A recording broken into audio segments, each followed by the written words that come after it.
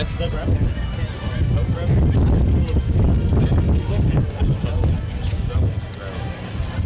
You don't need to grab it, right? I mean, I'll keep it just in case. There's a couple players. Why are these guys circled? I think that was... They gave me one of theirs. Hey guys, we're live. Can we... Well, no. Actually, just a second. 23 is good. He's the wide receiver, right? Yeah, guys. 3 minutes. Can we start? Like, I mean, I don't know. You got 15 minutes? Do we? Also, man, it is so windy up here, so you may want to do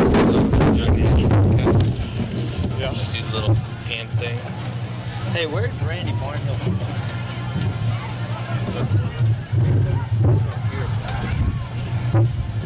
And can you set them just like that at halftime when you're not on them? Yep. I don't know. I'm throwing it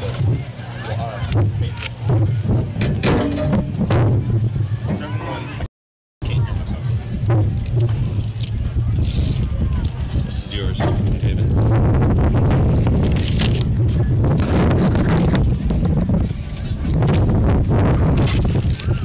You almost lost it.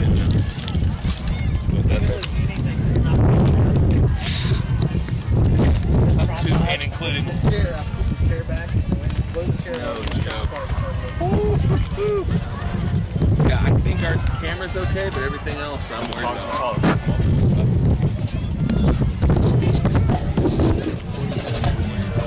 That's as long as we're not doing this. I'll have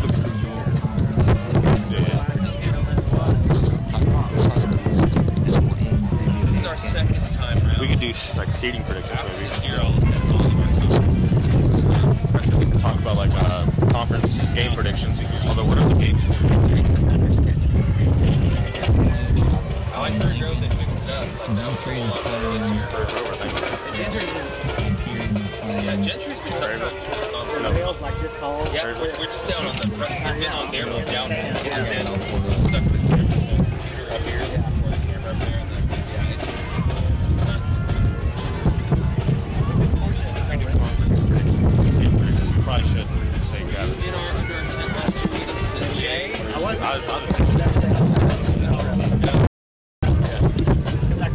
I mean, it looked so dumb. We had that stupid how big the Gentry game might be tailgate tent up there. That We did it. We had a broadcast. It was, I'm proud of it. It's the even beat. I think we're going to have a lot of folks tune in tonight, guys. Think so? I do. Because it's a away game. It's far away. It's far enough away that they don't want to That's right. That's right.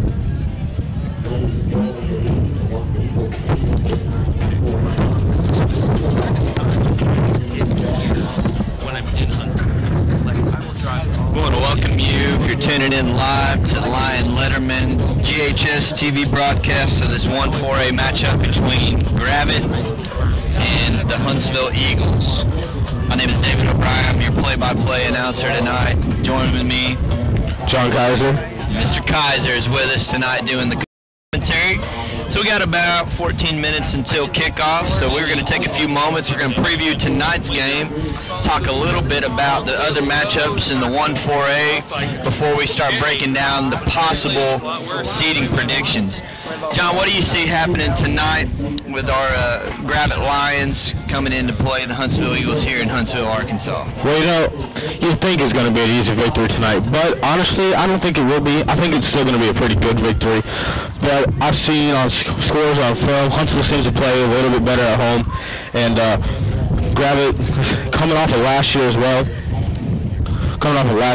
Didn't play so good against Huntsville. I expect it to still be probably a good 20-point victory, but I don't think it's going to be as bad as most would think it would be. Gravette's going to attempt to run the football. Of course. And maybe get some passes in there. Yeah. Well, one thing that I noticed on film, viewers, is tonight we're going to see a pretty good quarterback from over here in Huntsville. I noticed on film that number 10, Sean McCone, is a senior. He's an experienced guy, and you know who he reminded me of? Just watching him in the pocket, the way he's just calm, the way he can move a little bit, the way really this could turn out to bite him. He holds that ball out to the side and palms that thing. You know, he reminds me a little bit of Johnny Manziel. Not as electric, not his strong arm, but dude can play. And so tonight, you know, I'm looking for the Gravette defense to really hone in on him, corral him, and then also viewers that this guy, number 23, is a senior as well, plays receiver and cornerback on defense. Guy can move. So I'm looking tonight at Gravette being able to do what we do offensively, which I think we can put up some points. We got some speed. We got some guys that can move with the ball in their hands. But defensively, we better shut down the quarterback, buddy, because he can play some ball. And tonight, he's going to want to show that off. So big matchup tonight between Gravette and Huntsville. Any other thoughts, John, on this matchup tonight to look for? Well, when I watch film as well, like offensively, it seems like Huntsville's a pretty offensive team, pretty decent on offense, but defensively is their weakness. Like you said, I think Gravette's got an opportunity to put up a lot of points tonight, and they have to. They really will. I expect Huntsville to get a couple scores on the board at least. That quarterback will get them in a couple times. Yeah, you know, against quality opponents that I saw in film that they played, such as Prairie Grove, I mean, they were able to put up 21 points. I believe all in the first half against Prairie Grove. You know, a couple of them were off of big trick plays, but, you know, they're able to score. I don't think they really can stop very many people, but they're able to score. Looking at the other matchups tonight, 1-4A to look out for after a big win last week against Grove to really lock in that 1 seed. Tonight. What do you think that happened?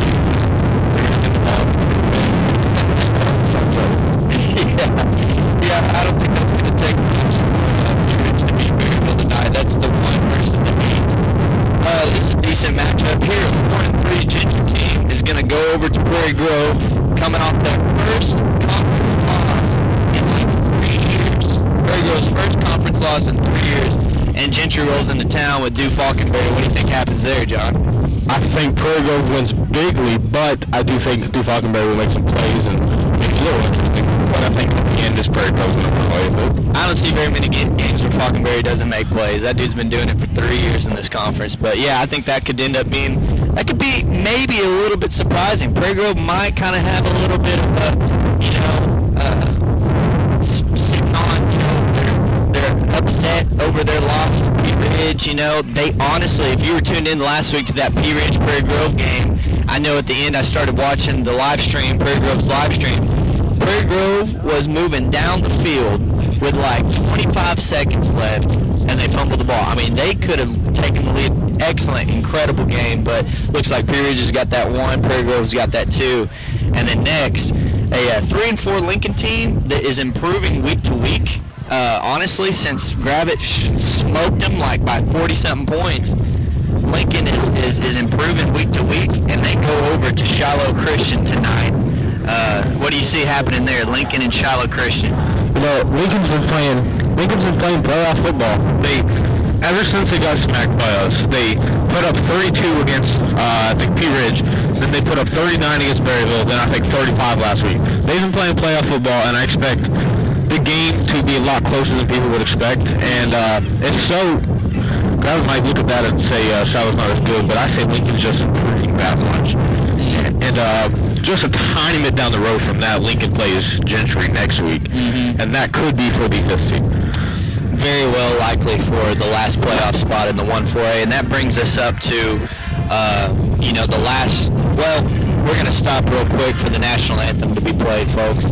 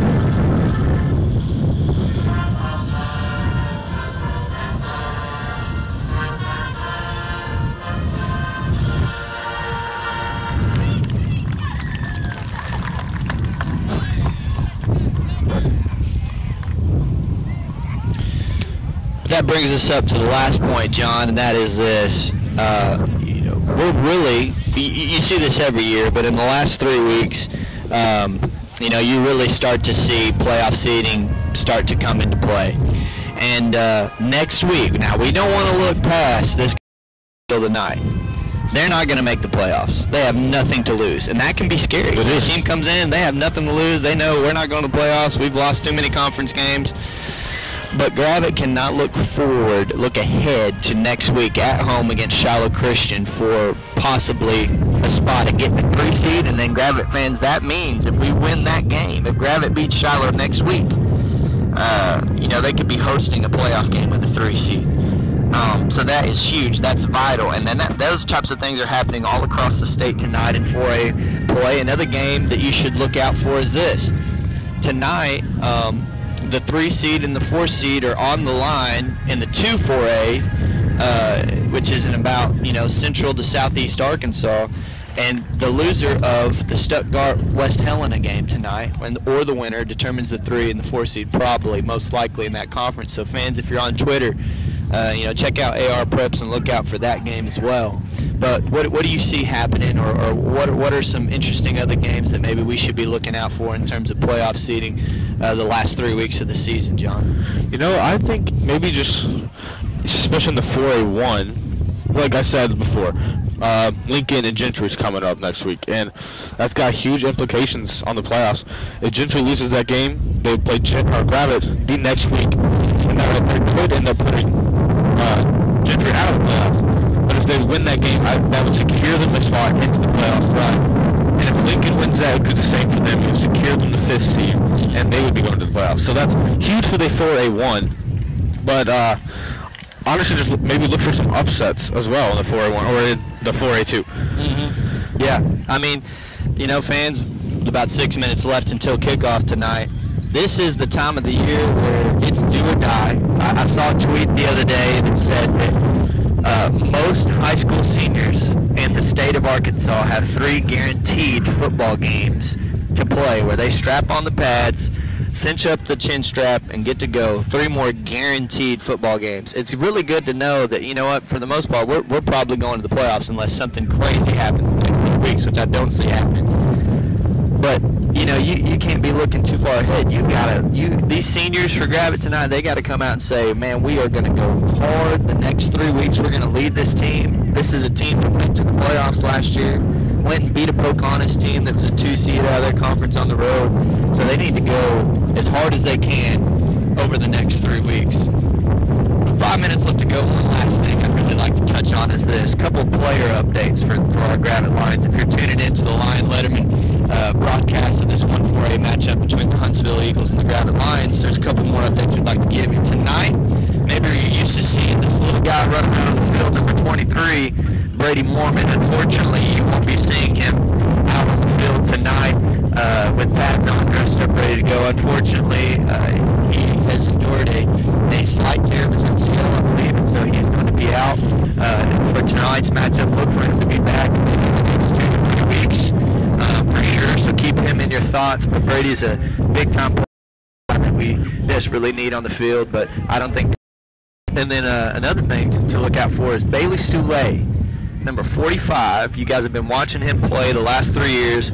Great football player, big guy, plays in the D-line, comes in sometimes on offense, totes the rock, sometimes he's just blocking.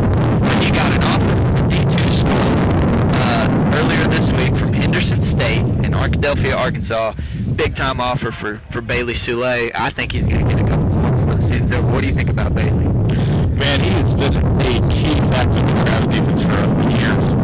And if you go back to last year, he was an absolute beast of the team that we beat the lineman, Brett Calhoun, and Chase Palmer as well.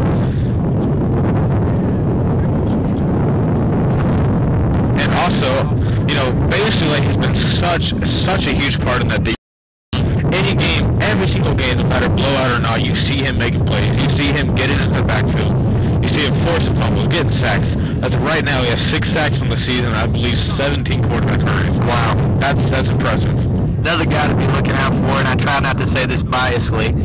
And just to let you know, fans, I'm sorry if you're tuning in right now, but you might have a few audio difficulties tonight as our Gravette Lions run out onto the field with 3 minutes to go before this game starts. But we're up at the top of a press box here, here in Huntsville, Arkansas, and that wind is blowing in strong, and so we're trying to cover up these mics, so we're just going to apologize in advance for that. But number 10, Austin O'Brien, brother of yours truly, received his first scholarship offer earlier this week to Lyon College, which is I believe a D3 school in Batesville, Arkansas. So he's getting interest from a couple other places, but some of Gravette Lions are being noticed for their skills, and hopefully we can see them play at the collegiate level. Huntsville's running out onto the field now,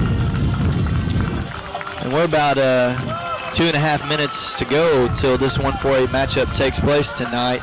But super excited about this opportunity to view some really good 1-4-8 football. What are some other thoughts that you may have about game plan wise for this game tonight, John?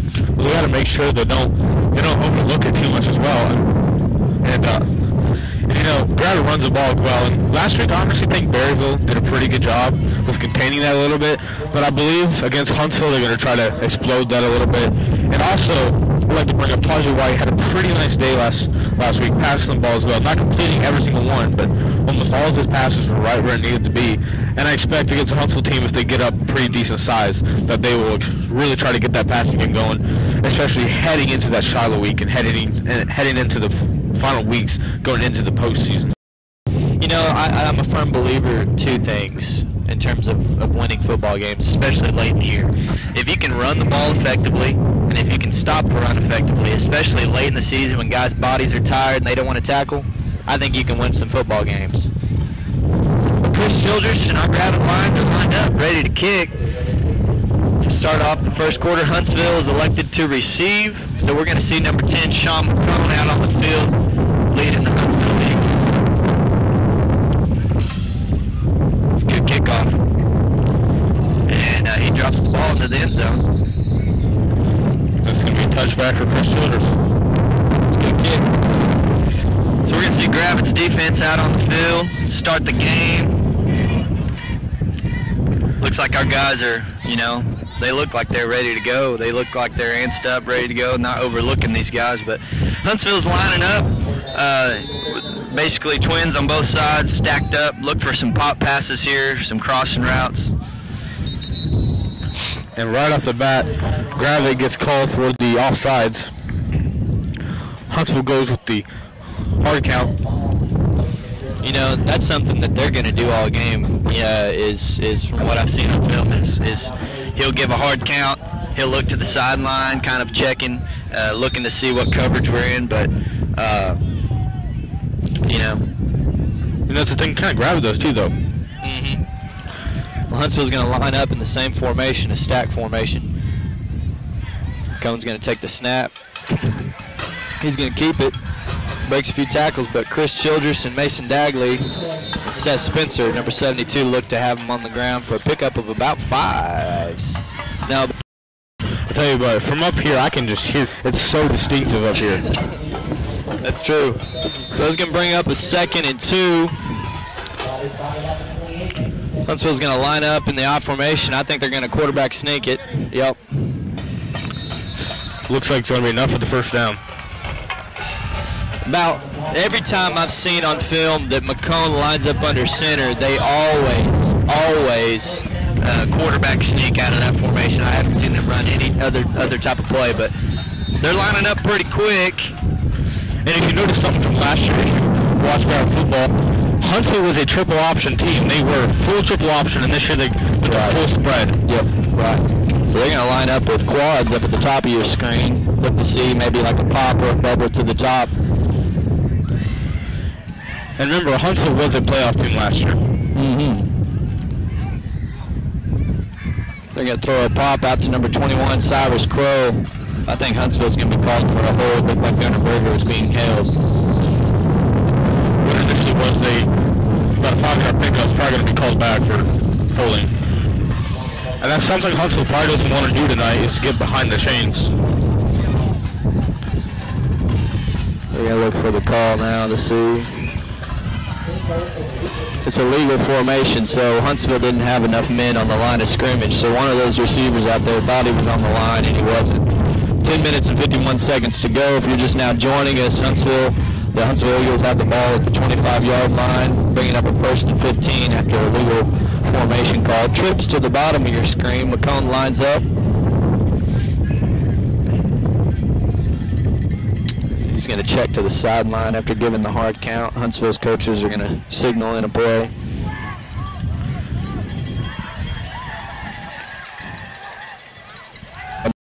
Another pop pass out to the outside.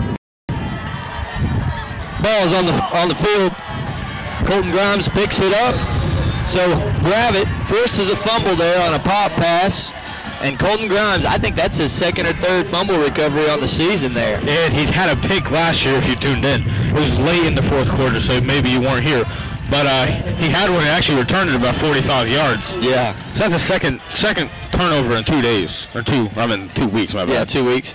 Big time play though. Now Gravette is on Huntsville's side of the field. Looks like to be about the 24-yard line. So, man, starting off with some good field position for your first drive. Tajay White's going to line up with Austin O'Brien, number 10, next to him. Twins to both sides. He's going to keep it. He's going to cut it to the outside. And he's going to be close. And it looks like that's a touchdown. Tajay White with a 24-yard run on the first offensive game for the Gravette Lions. Been running that play all year. That is a read option play where Aiden Patton, number 70, pulls, and Tajay White's just going to read that defensive end. And if he crashes, he follows Patton to where he thinks number 10, Austin O'Brien's getting the ball. Tajay's going to pull that thing out. And listen, y'all, Tajay can move. You know, some people might not like him as a passer, but what he doesn't do as a passer, he can make up for in his legs, and you see it right there. So Gravette's going to line up for the extra point, but we already have a flag on the play. You know, that's one thing you can't see a lot in high school football. As good as legs as Tajay White has tonight. So it's going to be offsides against the Eagles. And I think anything will change. Yeah, it doesn't matter. He's going to make it. But if you look at that, play too as well, one thing that benefited Tajay being able to really break that thing out was good downfield blocking from your receivers, and that's something that I know that these coaches stress consistently with our guys is, you know, what's going to spring big plays from some of these guys that have the ability to do it is they've got to have some blocking downfield. You know, it's incredibly vital for big plays to happen. His offensive line has been outstanding all year, and you show right there just that play had a huge hole, and Tajay took a big advantage of it. And the kick is good. Extra point is up, and it's good. So that's 7-0 with 10 minutes and 10 seconds left to go in the first quarter. You know, that's pretty fast, right there. One play, we're on the board. But as the teams line up to kick off, we want to let you know that our coverage tonight is brought to you by Teasley Drug. Teasley Drug's been serving the pharmaceutical needs of the Gravette area for over 30 years. Since Ron Teasley began the business in 1984. Now it's under the direction of Ron's daughter Lindsay and her husband Ryan. Teasley Drug continues to provide their customers with professional service and genuine care. Teasley Drug's goal is to use the core principles established by Ron and his wife Linda to always be your family-owned and community-oriented pharmacy. Teasley Drug's passion is to maximize your patient experience through superior level of care and provide quality products. Call Teasley Drug at 787-5966 or stop by and see them at 205 Atlanta Street in Gravette. So Chris Childress is going to line up, and last time he booted it down to like the 2-yard line to number 23, Zach Esley. This time he's going to kind of line drive it. Number 24 is going to take the ball out. What is that, about the 36-yard line? A pretty good return for the Huntsville Eagles. It's number 24, Blake Whittingham. He's a junior. Also plays a little running back and slot receiver. So you forced a turnover last time. That was about this area. And, you know, they could really bust things wide open if they get another one here. But trips to the top of your screen. McCone's going to line up, probably take a hard check and see how we line up. And you know, Huntsville moved the ball a tiny bit pretty well in that first possession, but they turned it over. Interesting to see if Gravette defense can continue. Looks like it's going to be a bubble to number 23. And Chris Childress. Oh, Austin O'Brien just came in and lit him up, buddy.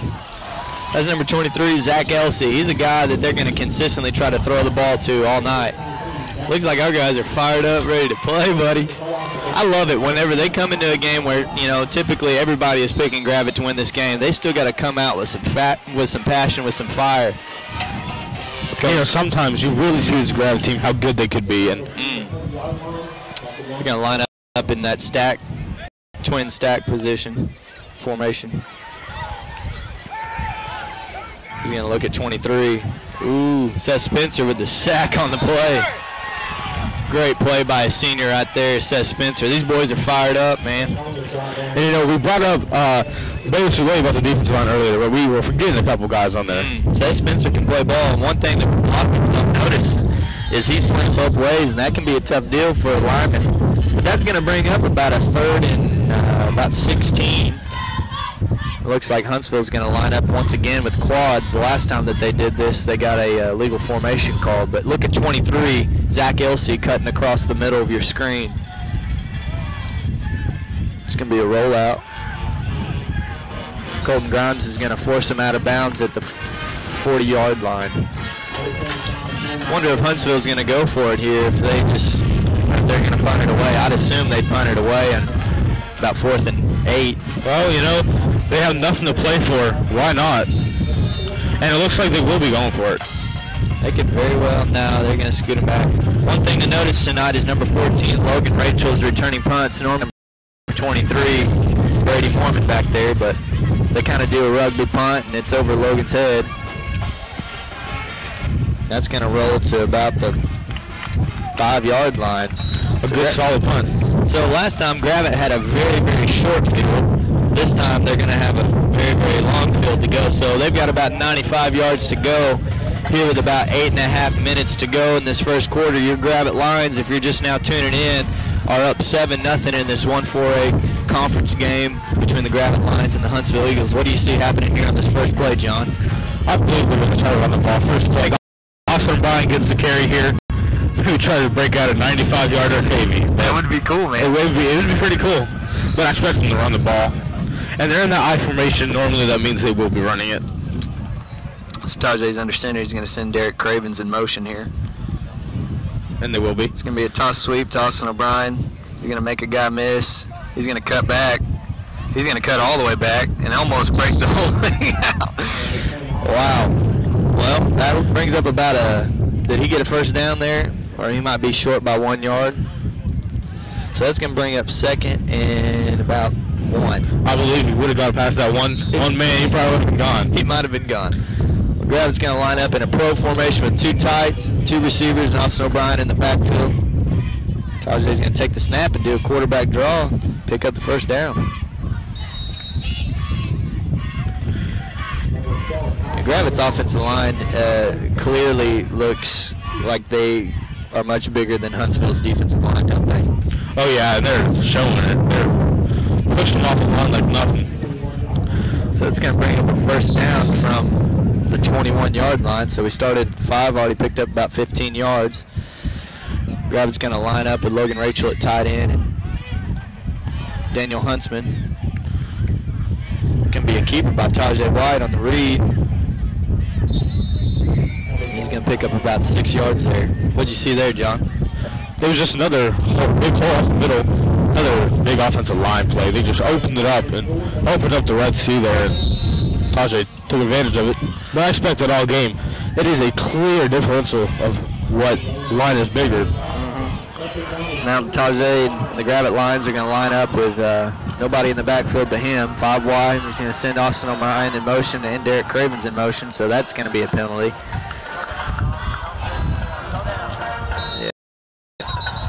Can't send 2 guys in motion. There's some miscommunication there, but.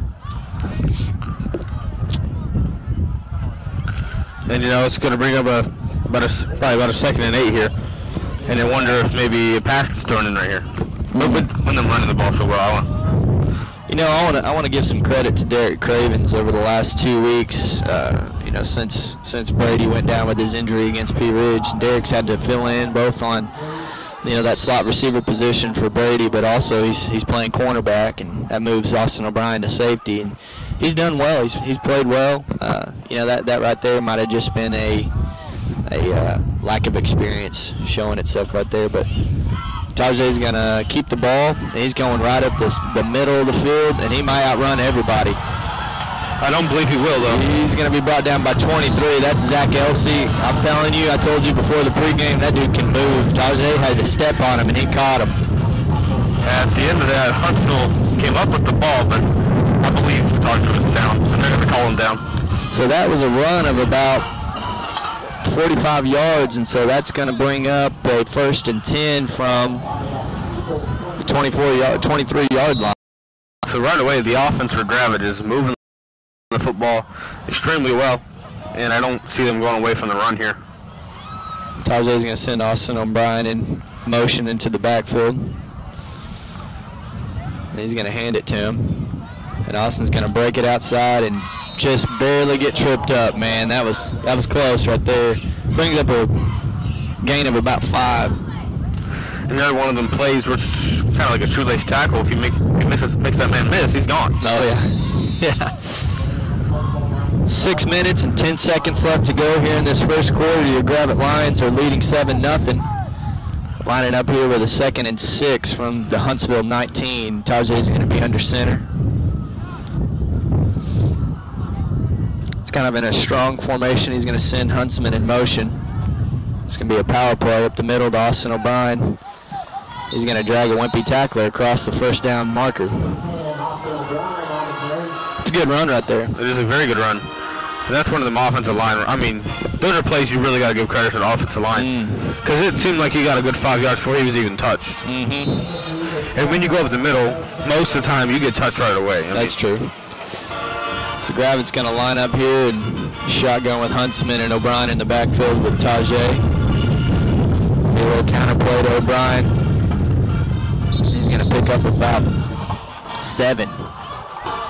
It's easy money, man. That's just lining up and letting your big boys do the work, and they're going to bring... If you're looking at it, you can just see that hole open up.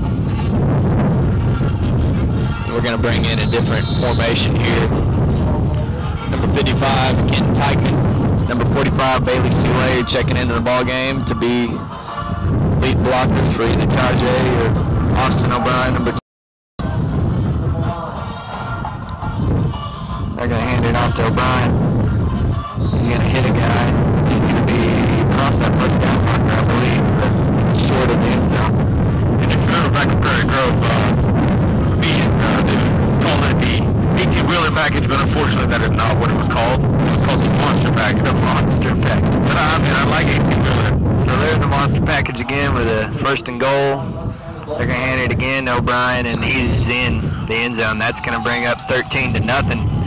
And Gravette pretty quickly has completely taken control of this game.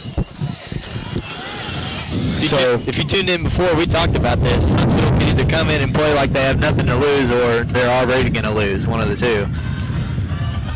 And, you know, I mean, we both said the Huntsville's defense is not going to hold very many people.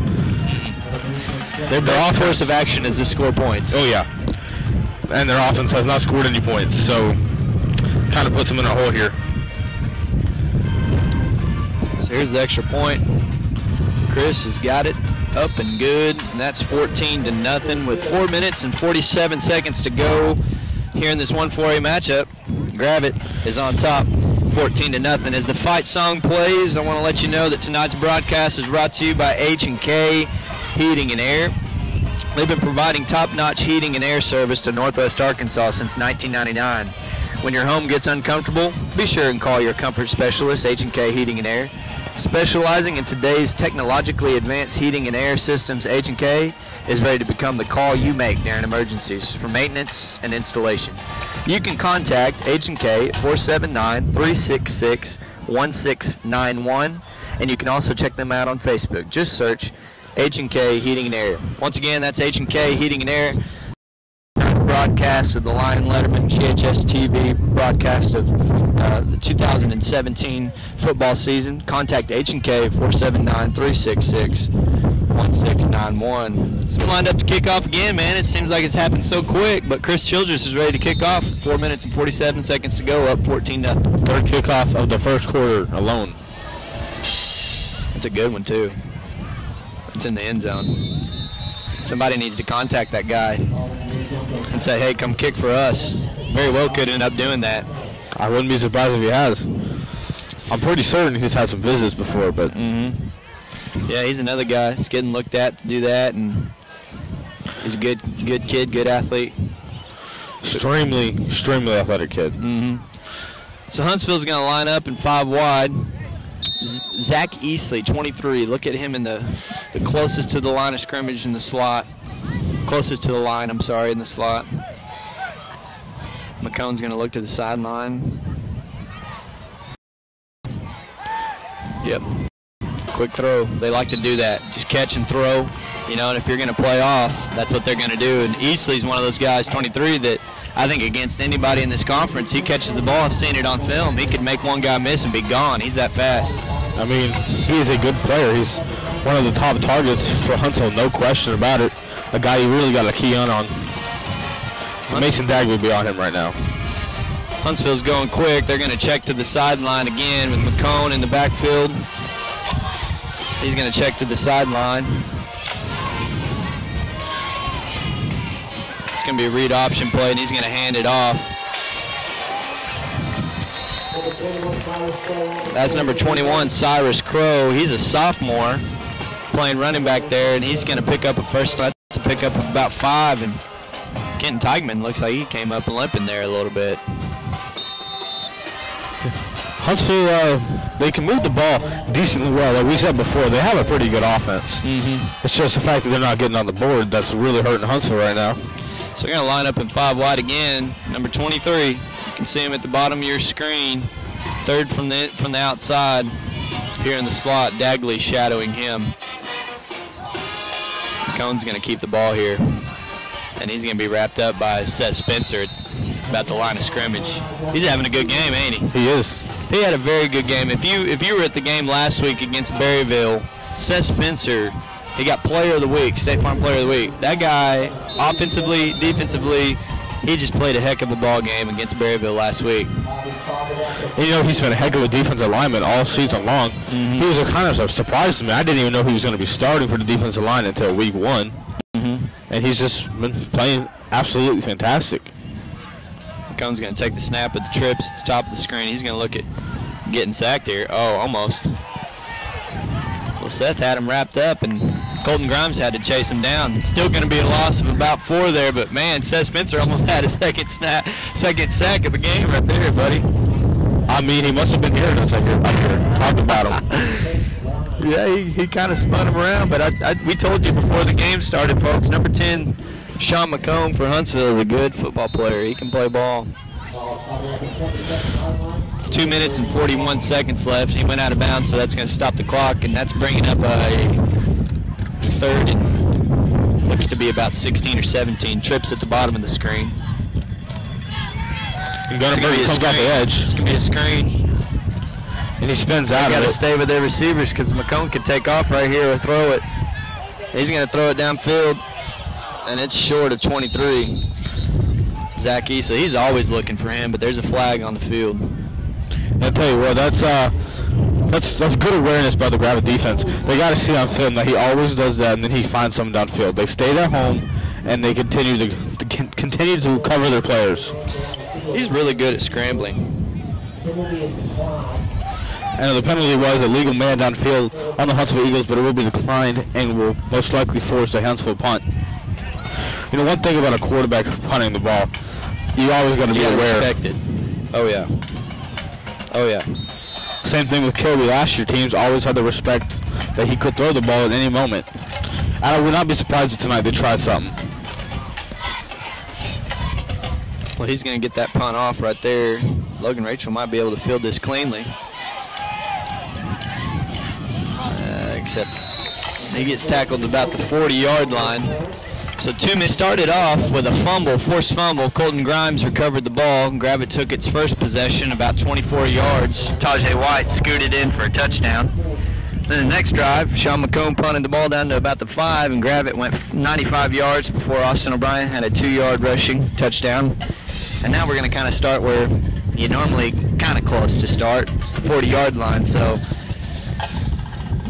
different field position every time, but let's see if Gravette can punch it in again. You know, Gravette tonight is run the ball every single play on offense, and are they going to change it right now? Probably not. Probably don't have to. We're going to line up in doubles. Tajay Watt and Austin O'Brien in the backfield together. It's going to be a handoff to O'Brien. He's going to cut to the outside, and he's going to cut it back. Ooh. Wow. And you know, it's kind of fun to watch Austin O'Brien run from up here. He cuts through all these holes and all these gaps, and defenders get turned around. He's a very athletic player, very fast player. I mean, oh yeah, he's fun to watch, man. I've been watching him all my life and never gets old. I'd like to say, I believe right now in conference, I think he's averaging about 240 yards per game, I believe. He had, last week was his worst game in conference with 195 yards rushing. And 5 touchdowns. And that's saying something. Yeah. So 2 minutes and 6 seconds left. Huntsville takes a timeout. So we want you to know that the Gravette Athletic Booster Club is a proud sponsor of this broadcast, and want you to know that there are several ways you can get involved, and one of those is by becoming a sponsor. Platinum is $250, gold is $150, silver is $75, and all sponsorships to the Booster Club are tax deductible. So if you have questions regarding becoming a Gravette Athletic Booster Club sponsor, please call Jennifer Mormon at 479-787-0299. Thank you, Gravette Athletic Booster Club. So that was a 32-yard run before the break there by Austin O'Brien. So it's going to bring up a 1st and 10 from the 23, Huntsville 23. Tajay is going to send Daniel Huntsman in motion. It's going to be a handoff to Austin O'Brien. He's going to pick up about 7. It's like almost every Gary, you're guaranteed 8 yards. Oh, man. It's fun to watch that offensive line kind of pretty much dominate the ball game. Gravette's kind of going quick here. So we're going to line up on the left hash. The 16-yard line. It's going to bring up 2nd and 4. Tajay's going to keep this ball and cut it up and pick up about 10 yards. So that's going to bring up 1st and goal from the 6. That hole, you could have drove a semi through that one. They made that look easy. Absolutely. I mean, Huntsville's got to be exhausted. It's big play after big play. If you think 8 yards or more are big plays, which I do. So that's going to bring up 1st and 7. It's a toss sweep outside to Austin O'Brien. Bo Hamilton picked up a good kick-out block there, and that's 2nd and 2. 2nd and goal, 2-yard line. About the worst run of the night, which is 4 yards. It's probably might be the best run of the night for Huntsville. So Gravette's going to line up here again and right strong. Another touchdown for Austin O'Brien. That is touchdown number 2 for Austin O'Brien with 48 seconds left to go in the first quarter, and Gravette has taken a 3-possession lead. What did you see there on that drive, buddy? They ran the football again, and they got in the end zone. So that's what's happened on every single drive so far. Has Huntsville gotten the first down? They have. A couple times. Did they? It doesn't feel like their offense has been on the field. I don't think they crossed the 50, though. They have not.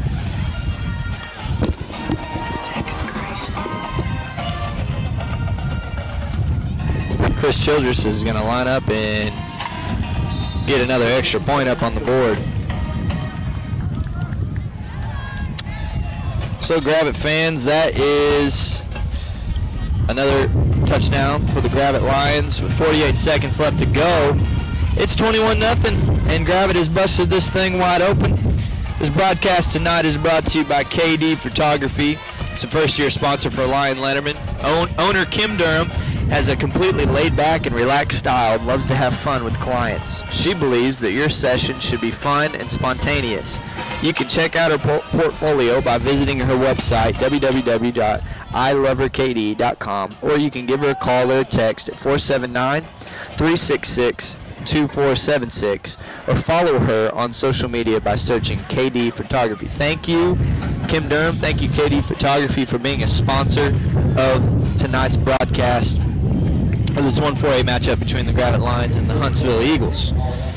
So Chris Childress, number 3, senior for Gravette, is getting a lot of work tonight because he's kicking some extra points, buddy, and he's kicking the ball off because we're scoring. His leg must be tired. I mean, he kicks it deep every single time. That's another good kick, and that's going to be another touchback. Well, we have seen very little out of this Huntsville offense that we bragged about so much. And so they're going to start the drive at the 20-yard line. Sean McCone is going to look to do something a little bit different than they've done the last 3 drives. I mean, I'm sure they want to try to do something different. Nothing else has worked. So they're going to line up in doubles. Zach Esley is going to go in motion into the backfield. They're probably going to hand it to him. Do a lot. And he's going to keep it. And that's only going to be a pickup of about 1. You know, one thing I noticed on film about Huntsville is they don't really hand the ball off a lot. McCone is pretty much their guy. So he runs it and throws it. Good football player. They're going to line up in 5 wide. It's going to bring up 2nd and 9. 22 seconds left in the first quarter. It's going to be a pass. And the pressure is finally going to get there. Seth Spencer with his 2nd sack of the night. Wow. Seth Spencer is playing like a madman right now. However, his helmet did come off, and I believe he's going to have to come out one play. So Jared Barker, number 71, is going to come in. That's the end of the first quarter. And so Seth Spencer has 2 sacks on the night, and that one's going to bring up, well, he got back to about the line of scrimmage, so it's still going to be a 3rd and 9, 3rd and 10 situation. But that's 1 quarter of play in the books, and you know, tonight it's been a good showing so far by Gravette. Tonight's broadcast is brought to you by Bank of Gravette. Bank of Gravette has been a locally owned and operated community bank since 1898. Bank of Gravette serves customers in a friendly, relaxed environment with a hometown feel that separates them from the competition. Bank of Gravette wants to help you achieve those financial milestones, from buying a new car or a new home to financing new farm equipment and starting a business. Generations have come to rely upon Bank of Gravette and trust them to do what's right. Stop by any of the Bank of Gravette branches in Gravette, Centerton, and Hiawassee. Thank you, Bank of Gravette, for sponsoring tonight's broadcast of this 1-4-8 matchup. 21-0, man, to start the second quarter. The Gravette Lions are rolling. Haven't even thrown a pass. Every single drive has resulted in a touchdown, no punts. And defensively, we are shutting down this Sean McCone guy, but they're going to line up in 5 wide, 3rd and 9. McCone's going to check to the sideline. He's going to throw it to 23, and they're going to do a double pass, and Gunnar Berger is going to swat that thing down and scream a little bit when he did it. Anything they've tried on that has not worked. Yeah. And you know, I said earlier I think the game is going to be a little closer, but I take that back. You cover it. You're taking that back now. I'm taking that back. I expect Huntsville, you know, to come out here with nothing to play with, and you know, might as well come out here on fire, and they did not. They have not. We just don't need to do anything dumb like turn the ball over or allow a fake punt. We almost blocked that one. They did. And the Gravette will get the ball around the midfield, a couple yards short of it, on the 47-yard line. This could very well, if Huntsville literally does nothing on offense that I've seen them do. Listen, folks, this team, every conference game they played in, they put up points. I mean, I went through go through their schedule on Max Preps, except for, well, every conference game they put up, you know, 21 to 28 points a game. And so right now I'm kind of, well, we're playing really good defense, but I'm kind of surprised. But anyway, Gravette's going to line up in the pistol, and Tajay White's going to do a play action, and he's going to throw an interception. And the first pass of the game for Gravette is picked off. It looked like he was tipped at the line. And, you know, I said you want to get the pass going, but that's not how you do it. I think that's number 28 for Huntsville there. That is Levi St. Clair. So he's a junior outside linebacker with interception, and literally before that drive started, I said we just don't want to do anything dumb like turn the ball over, and that's what we did. So Huntsville's going to take over midfield. They might cross the midfield on this drive. They might for the first time because we gave it to them there, but or they could go backwards. McCone's going to take the snap. He's going to pump fake, and then he's going to throw deep. And that was almost a touchdown because Zach Easley was not going to get caught. Oh, yeah. One thing that I saw there, you know, is they started off the game throwing little pump passes. So, you know, they line up in 5 wide that time and fake it and let their fastest player on the team go. And he scooted right past the secondary. That could have been a touchdown. And that's something Gravette doesn't want to. Well, I just noticed they moved the ball forward one. I don't. So Huntsville's going to line up in twins. 23, Easley's in the slot at the bottom of your screen. McCone's going to check. So I guess, are you counting that as crossing midfield? Nah. No? Okay. McCone's going to throw it real We're quick. crossing midfield. And they're going to get a big play out of it. About a 21-yard pickup. That's number 24, Blake Whittington, on the catch. He broke a tackle and then took it down the sideline for about, that's a 20-yard gain right there. So first down Huntsville. It's the biggest play for them in the night. They're going to line up the trips at the bottom of the screen.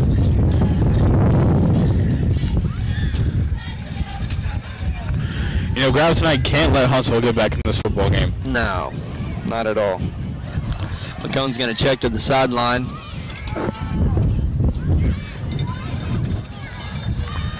And he's going to keep the ball. And he's going to get hit pretty good by number 45, Bailey Soule. So that's a pickup of about 4. The last thing you want to do for a team like Huntsville is get them playing.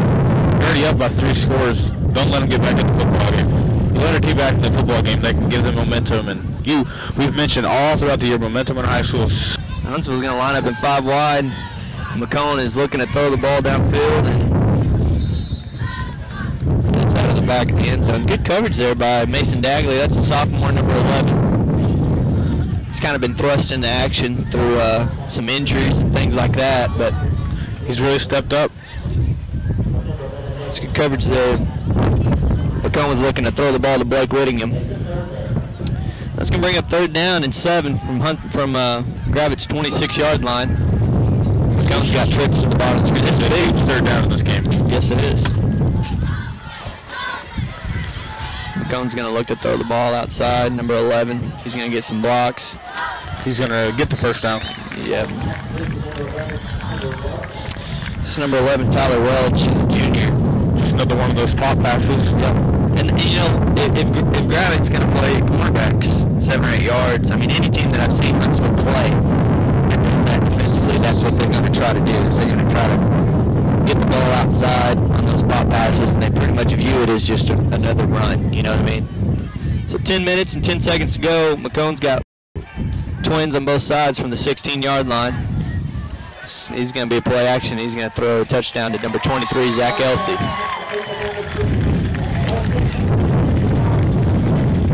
And Huntsville gets on the board. A little bit of a change of events right there. Driving the ball around the 50-yard line. And threw an interception, and Huntsville capitalizes on it. Mm-hmm. Now Gravette Austin's got to get the ball and put it right back in the end zone. Absolutely. Can't let them give them some momentum. That's going to be good. The extra point is good. Well, you know, it's the first positive drive that Huntsville's had on the night, but really, you look at it as the only reason they even had the ball there in that good a field position was you got a turnover. So I think what's probably going to happen, which is my assumption, I think when Huntsville kicks the ball off to Gravette and Gravette lines up on offense, you know what I think we're going to do? Run the ball. I think we're going to run the ball. You know, If whoever returns it doesn't return it back. yeah, which I mean, that'd be nice. That'd be nice too. Tonight's broadcast is brought to you by Greenheart Realty. Are you looking to buy a home, sell your current home? Then give Greenheart Realty a call, located in Gravette.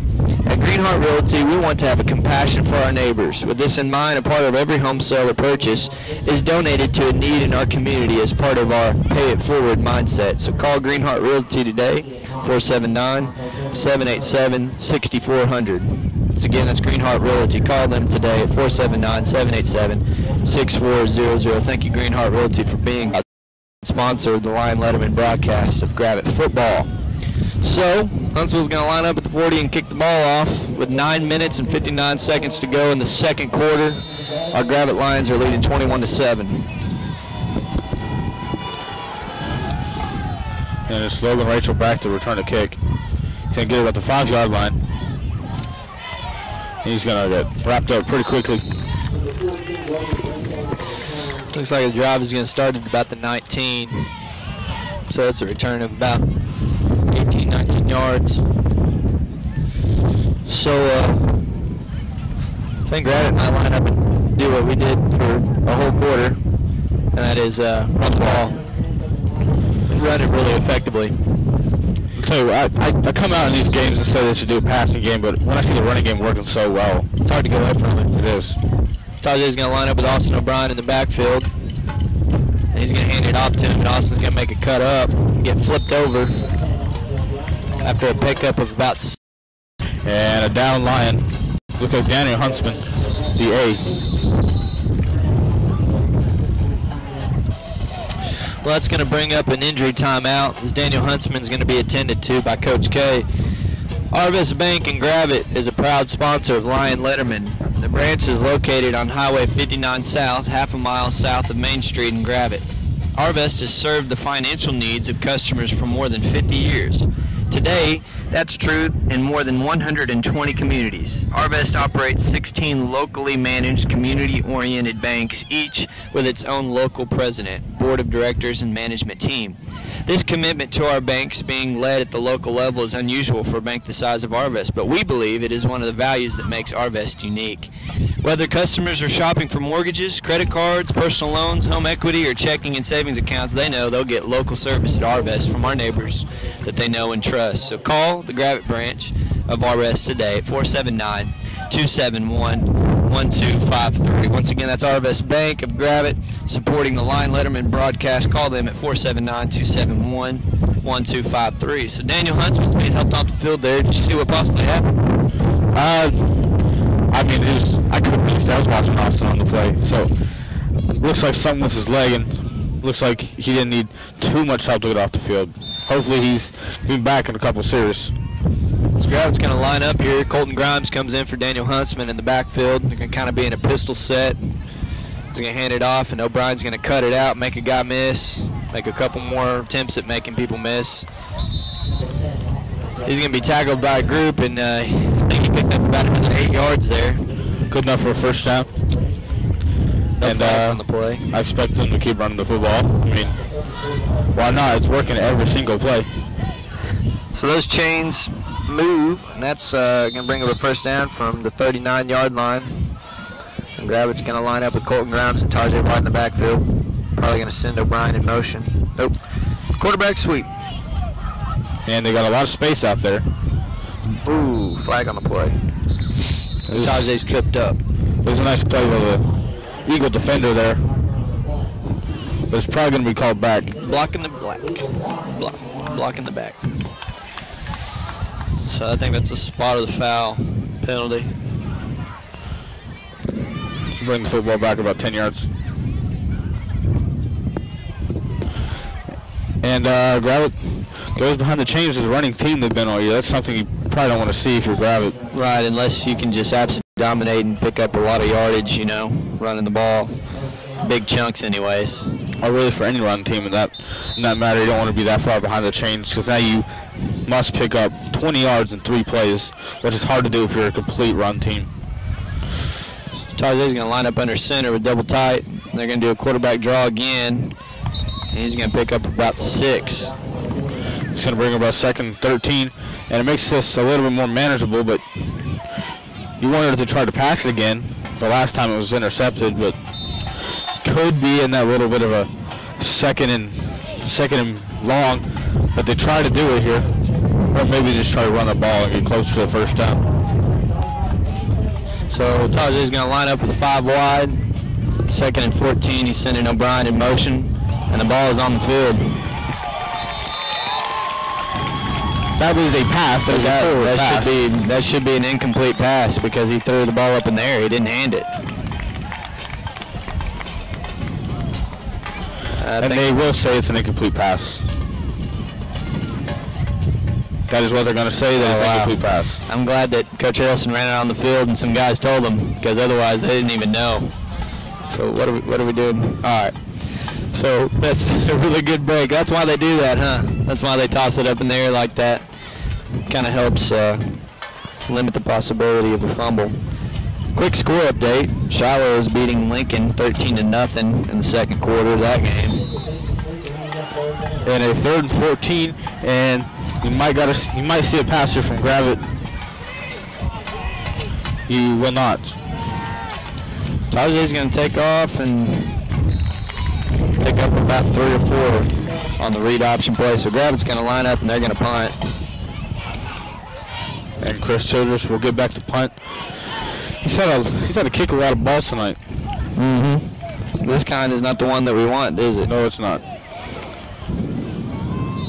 And Huntsville tries to stop for Gravette, as Huntsville tries to get back into this football game. I think this is Zach Easley back there to return the punt. He's a good athlete. I mean, there's a flag on the play.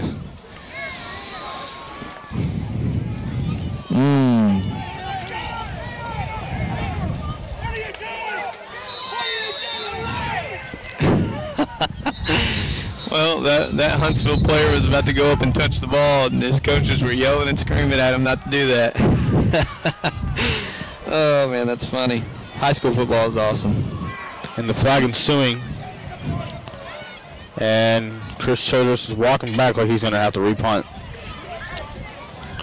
Looks like they're going to, I imagine. No? Okay, no, it looks like Huntsville's going to accept it. So Huntsville's going to take over now, only down 2 possessions, and kind of Gravette looks like they're, don't have that same edge that they had earlier in the game. Hopefully we get a stop here, but the ball is placed on the 34-yard line, and Huntsville's got decent starting position with McComb lining up with doubles on both sides. 23, Zach Easley at the bottom of your screen. And Gravette's momentum, it kind of looks like it's fading a little bit. Got to recapture right here.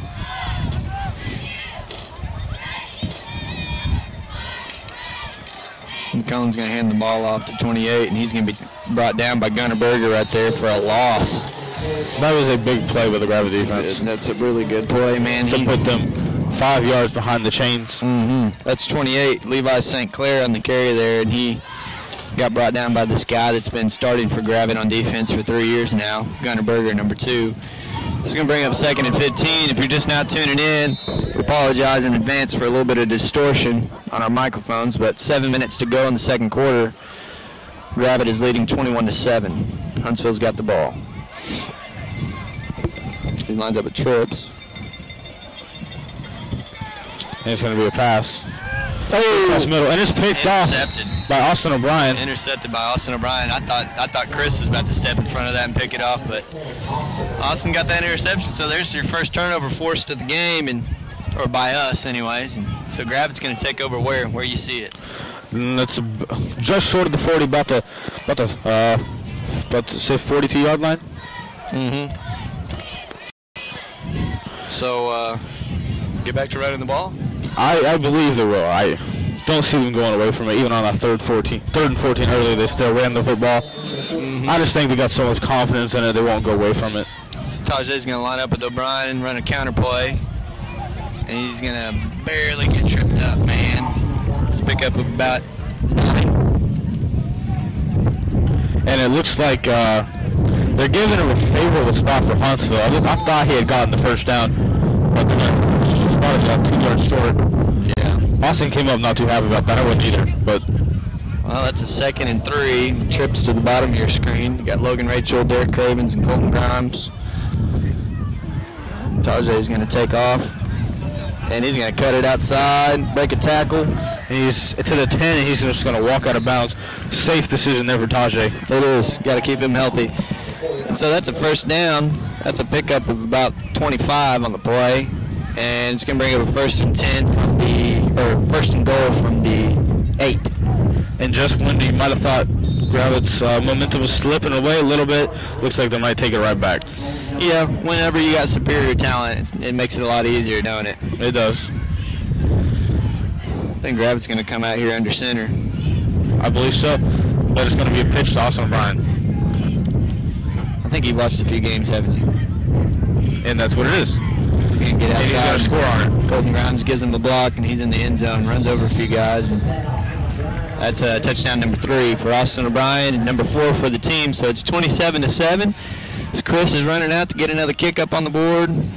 A kick that we would want this time. Yeah, that's a good thought. And, you know, we've seen enough games this year that when they come out in that little, under center, it's either going to be a pitch to Austin O'Brien or run inside to Austin O'Brien. Mm-hmm. Normally, either way, it's going to Austin O'Brien. You saw a couple quarterback sneaks, Tajay Wright, but that's new. That's new. I haven't seen that this year. New wrinkle, for sure. So Chris is going to line up.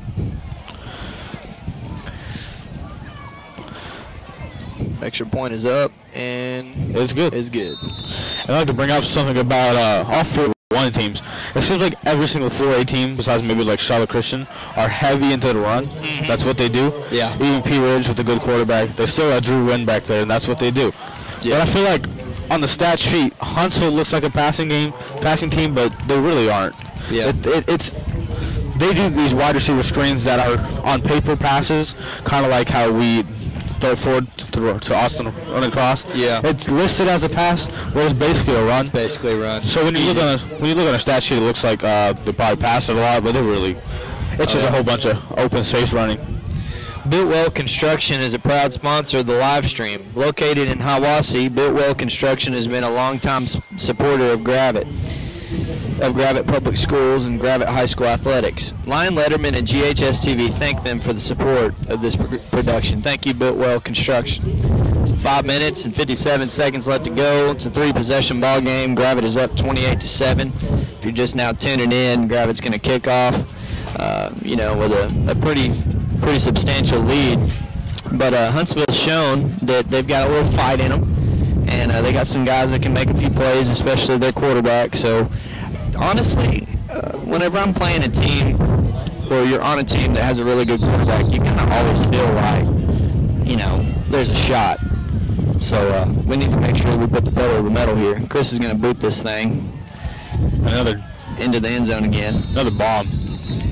Dude is booting them tonight. That's Chris Childress, number 3. Obviously now with that wind with him, it's helping him a little bit. Oh yeah. Speaking of the wind, if you're hearing some distortion on your end, we're sorry. It is very windy. Very top. This is a very steep climb up to the top of this thing. So Huntsville's going to line up on the 20. They got 80 yards to go. McCone's got trips at the top of your screen. Gravette would love to get the ball back for half. Try to put some more points on the board. Oh yeah, and then we get the ball after half. Oh yeah. Yeah, I kind of forget that Huntsville got the ball first since they turned it over. Mm-hmm. They're going to throw a short, quick pass to number 12 there.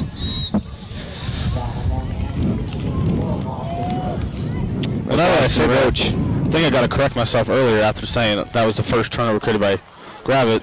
We also had a fumble. That's right. It's a good pick up there, John. That a boy. So that's going to be 2nd and 4. About 5.5 minutes left to go in the second quarter. And I think they're just going to do pop pass right here, or not. They're going to hand it. McCone's going to keep it. And Seth Spencer, dude.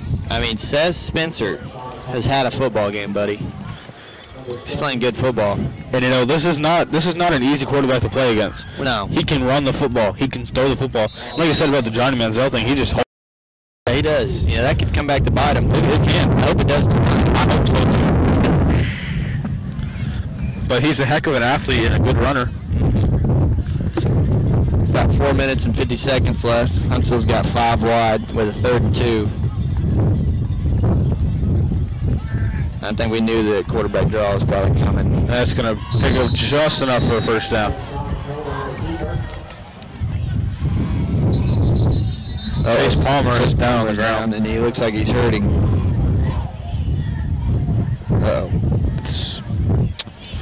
This might be the first time all year we've seen him go down. Yeah, I think so. That's a key part of that defensive line. It is. He's a guy that's a 2-year starter, and I think he played significantly his sophomore year as well. He's very experienced. Well, while Coach K and Coach Harrelson are attending at Chase Palmer tonight, if you've been to the Bentonville Square lately and have seen the Preacher's Son, Scotch and Soda in the original press room, What's Ahead, Massey Building, and the Fat Tire Bike Shop, then you have seen the handiwork of Hardin Soule Builders. Hardin Soule specialize in residential and commercial construction projects and are a proud sponsor of Lion Letterman. Call Brian today at 479-721-3637 or follow them on Facebook.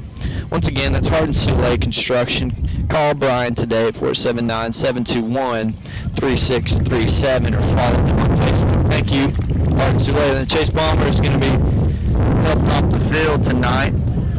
Number 64, senior Justin Stelting, comes in for him. And that's another one of them guys that starts on the offensive line. Plays center, so I expect him to know a little bit about how to go against the center probably. Absolutely. He's a big boy too. And I would say Chase Palmer, he is a really big part of that defensive line. He's been a significant player for the last 3 years. And we're going to see what they do without that solid middle lineman right there. Mm-hmm. So Huntsville's going to line up here with a 1st and 10 from the 30 with quads to the top of your screen. They run pop passes out of this. Sometimes 23 up there will run across the screen. And they'll throw a quick pass to him as well. But they're going to roll out. And Grimes is going to force him out of bounds. And he tight ropes at the end a little bit to get a couple more yards out of that. Man, they are giving some favorable spots, buddy. They look out at the 34, but I guess not. He's out at the 36. They're giving them some favorable spots, for sure. So that's going to bring up 2nd and 4. 4 minutes and 26 seconds left to go. McCone he's pretty good, man. He is. He's just tough in space to cover. If you've seen any play today, it's mostly been from him or number 23, the receiver we talked about all game long. Zach Elsey is pretty good. Esley. So he's going to send the guy in motion. And they're going to throw it again. Gunnar Berger coming up, but they complete the pass, and he breaks away. That's number 12, Austin Roach. He's a senior receiver and strong safety. You know, that's just the hard thing about whenever you're playing a scrambling quarterback like that is, you know, especially when you're in coverage as a defensive back, you know, it was always hard when we played a guy who scrambled because, you know, you want to kind of peek back there, but you got to stay with your man as well. So dual threat quarterbacks are very difficult to cover. And we got a new nose tackle in, Bo Hamilton, another starter on the offensive line. Comes in for Justin Stelting. We're going to line up in 5 wide. He's going to check to the sideline. And he's got a little bit of the edge here, and he will break away for a 1st down. I think there was a block in the back. It looked like Dagley got blocked in the back right there, but apparently not. But that's 21, Cyrus Crow, sophomore there on the carry out to the outside. Huntsville's going to pick up a 1st down. 3 minutes and 43 seconds left. Huntsville's moving the ball down the field. The trips at the bottom of your screen. It's 28-7, Gravette. And like we said earlier, this Huntsville offense is pretty good. It is a solid offense, and you show a little bit tonight. I mean, they typically put up double digits. Ooh. And I believe that's Gunnar Berger on the tackle. He is an extremely good defensive linebacker. Yeah, that's a good tackle for a loss there. It brings up 2nd and 14, 13. He came in quick on that. I'd really like to see Gravette get off the field here some way and get that ball back, score, and then get the ball to start the 2nd half and score. So Huntsville's going to line up with trips here, bottom of your screen.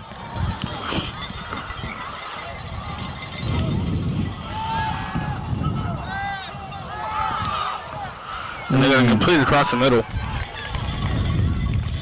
That's number 11, Tyler Welch. You know, he had a lot of time back there, and just whenever you're a defensive back, I'm just telling you, it's a fact. You hear it all the time on when you're games, college football. Those commentators say it. If you're expecting a defensive back to cover anybody for 3 or 4 seconds, I mean, it's just difficult, Especially in high school when you're playing a quarterback like this. He's gonna make you pay for it. He's gonna make a few plays. So Huntsville's got a 1st and 10 from the 13. Trips to the top of your screen. Justin Stuffing back in, and he breaks through. Screen. Oh, okay. And he's gonna take off.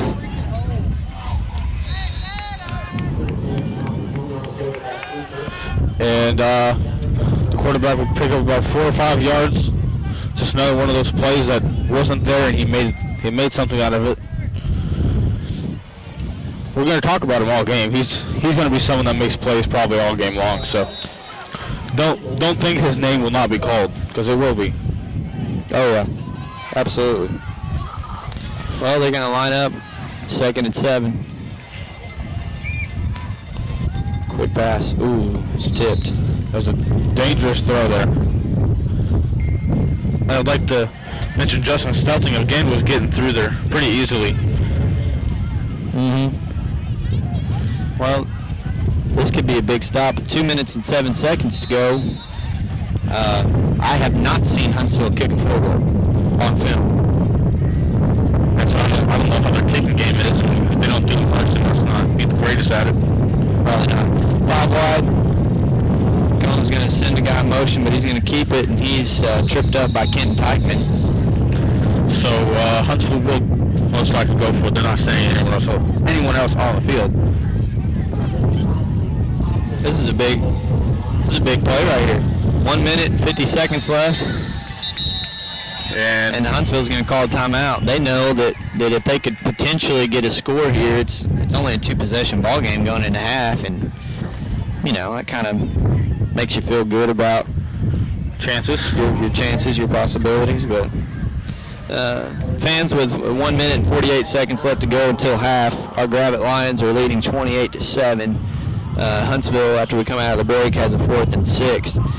Grand Savings Bank is extreme banking and asks, have you downloaded our new and improved mobile banking app? It's available now on iPhone and Android and includes new features like voice prompt commands and multiple login options. So stop by any of our locations or call us for more information. Grand Savings Bank, member FDIC, has a location coming soon to Gravette. Thank you, Grand Savings Bank, for being a proud sponsor of the Lion Letterman broadcast. So what do you think now, John? Well, Huntsville is desperately trying to get in the end zone here, but more importantly, the 1st down. And they got 6 yards to go, so I could see Huntsville doing anything right here. A pop pass maybe to the outside, since Gravette always plays so far off of them. But we're also having 23. I keep forgetting his name. Zach Elsey. Yep, cut inside, pick up a 1st down. But there's no one in the backfield, so there's no play fake here. So here we go, 5 wide.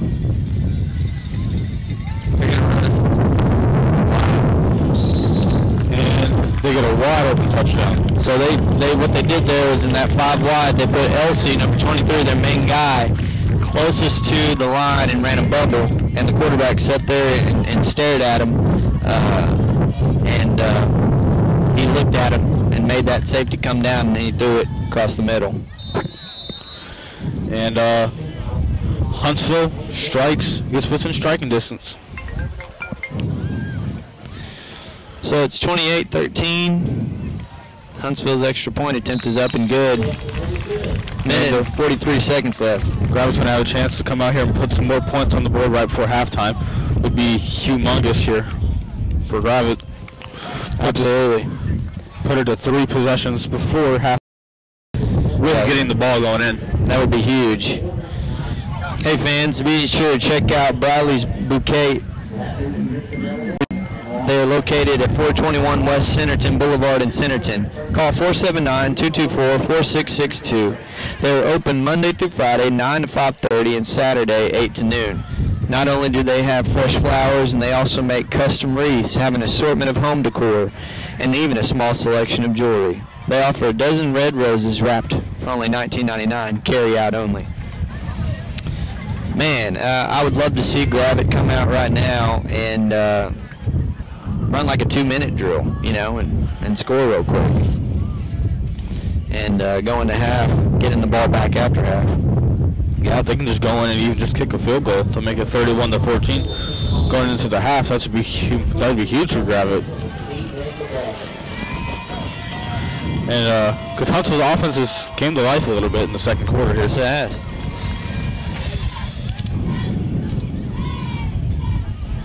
No, Rachel will field the kick. I wish somebody would like block on kickoff. That'd be nice. So we're going to start this drive at the 25. See what we can do.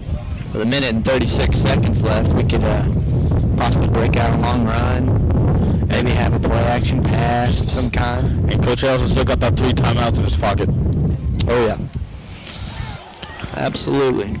I would love to see Gravette try to go out here and put some points on the board before half. I mean, even though it's a 2-possession game, you'd love to see them go up by 20 points going into the half, knowing they get the ball again. You know, as we're ending this season, I think if we can get a few blowout wins, you know, that kind of really sets the tone going to the playoffs. So Gravette's going to line up in doubles here. Tajay White and Austin O'Brien in the backfield.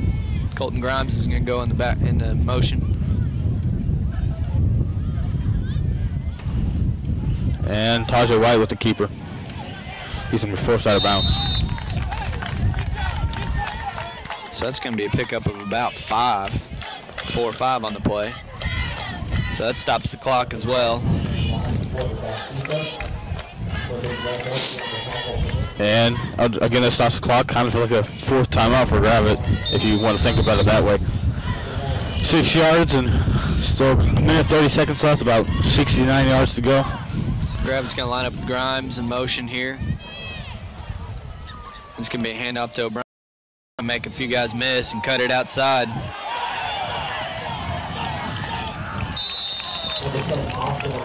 And that's another good play, getting out of bounds. Yep. It's about a 15-yard gain. Zach Eastley, 23, is fast. He is fast. He's a good football player. Austin O'Brien is a fast guy, and he still chases him down. Yeah. So we're at the 42-yard line with 1 minute and 21. Gravette's got a first down and 10 in Huntsville territory. And a couple of big runs like that, putting Gravette in a good situation. So 5 wide here. Tajay White with the quarterback keeper. He's going to pick up around 9 yards, just short of the first down. So we're going to call a timeout here with 1 minute and 12 left to go in this half, and we got a first down or second down and like 1. So with that timeout right there by Gravette, you know for a fact they're trying to get in scoring position. Yeah, I mean, surely we're going to score a touchdown, or we got Chris Childress who could score a field goal. Looking for a place to store your boat during the winter, or maybe you're in between moves and your furniture won't fit in your current home or apartment, then give Alumni Mini Storage a call. Mini Storage has 2 locations that each include concrete and outdoor lighting. So call 479-855-2505 or visit them on the web at alumnistorage.com. Thank you, Alumni Storage, for being a proud sponsor of the Lion Letterman broadcast. You know, obviously the Gravette bleachers over there on the big side are smaller, but when I look at the Huntsville bleachers here, it looks like Gravette might have a bigger attendance. Yeah, good travel crowd tonight to come out to this ball game. We're thankful for our viewers that are joining us right now online. It's 1 minute and 12 seconds left to go. Gravette is up 28-14 over Huntsville, and we have a 2nd and 2 from the 34-yard line. I'll say that about Gravette. They travel very well. Mm-hmm. You fans travel very well. So Tajay's going to line up in the backfield here with Austin O'Brien and Colton Grimes. To O'Brien, and he's got a first down. It's going to stop the clock. Stop the clock temporarily. Or it should. They're not stopping it, though. And they have now. Want to take a couple seconds off for Huntsville, I guess. 1st and 10. O'Brien and White in the backfield. Twins to both sides. It's a quick keeper by White. And that He tackled his helmet on, ripped his helmet off. He did rip his helmet off, and that means Tajay White came out of the game. And you're surprised Clock's you're not running. calling a timeout for that. I'm also surprised there was no flag on that. So 38 seconds left. And Mason Dagley's checked in at quarterback here. And they're still taking their sweet time here.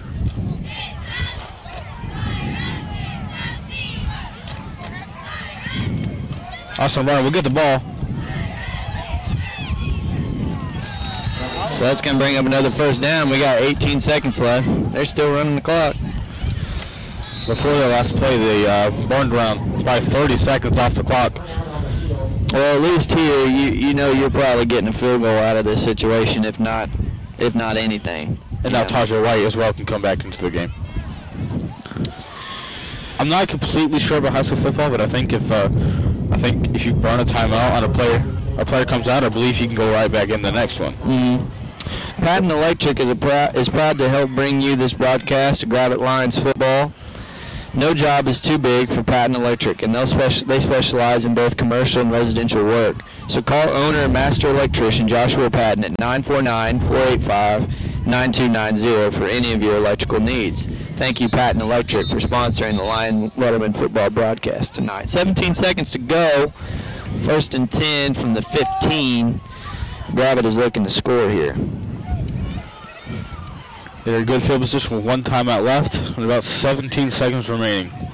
You'd think from this spot, Chris Childers would be pretty automatic, but you would want to get in the end zone.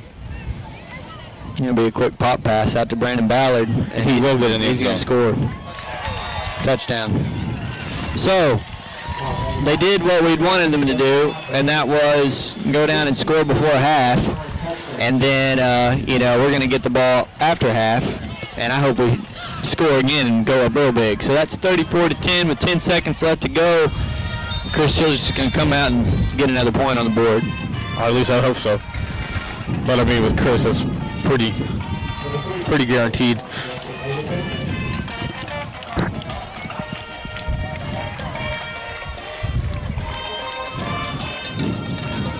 And the kick is up and good.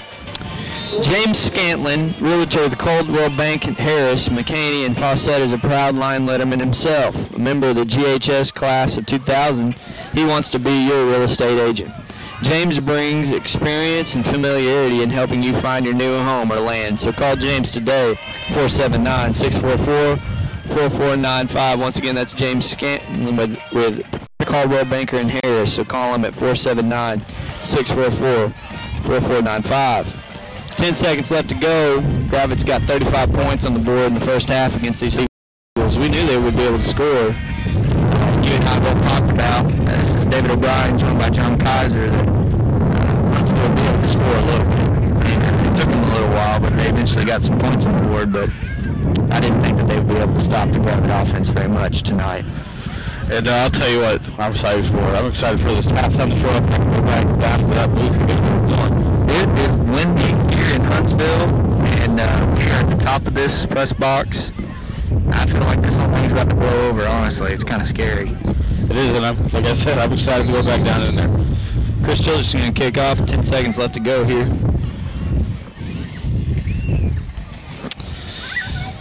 And another boomer. Oh, yeah. Into the end zone. And as much as I think we're going to go to halftime up 35-14, but I'll hold off for 10 seconds. You hope that nothing crazy happens, but I don't think it's going to happen either.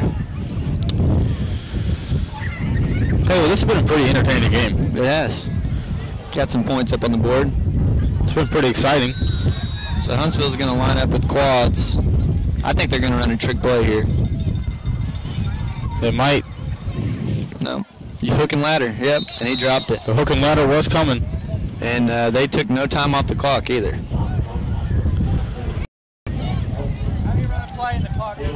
So that's interesting. That play took at least 3 seconds, and somehow there's still 10 seconds left on the clock. And they're not changing it either, so they're going to.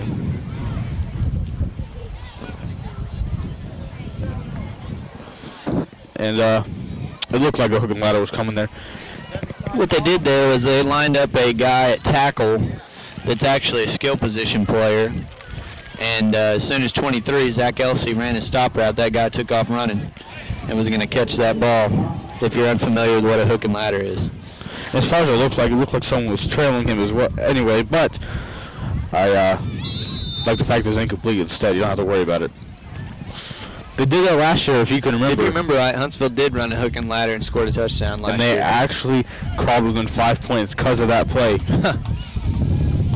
Last year the score was 19-14. It's a little different this season. So Huntsville's going to line up and shotgun. And Sean McCone's probably going to get sacked almost. No.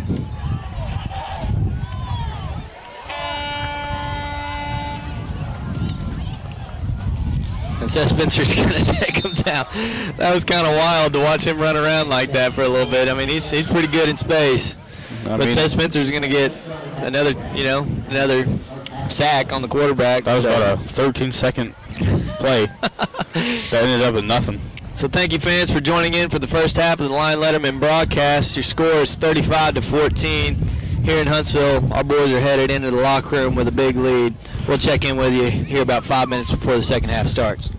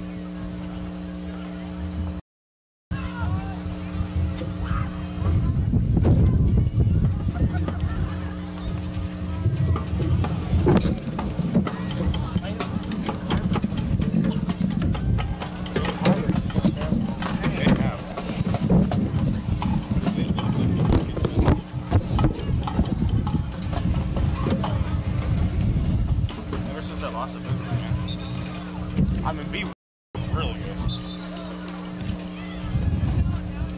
Most of their starters are juniors. J.D. Jackson's a junior.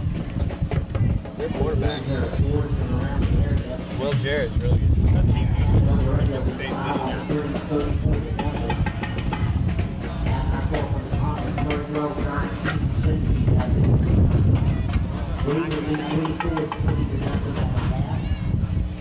They'll have high school Fayetteville's in 1, Harvard 6.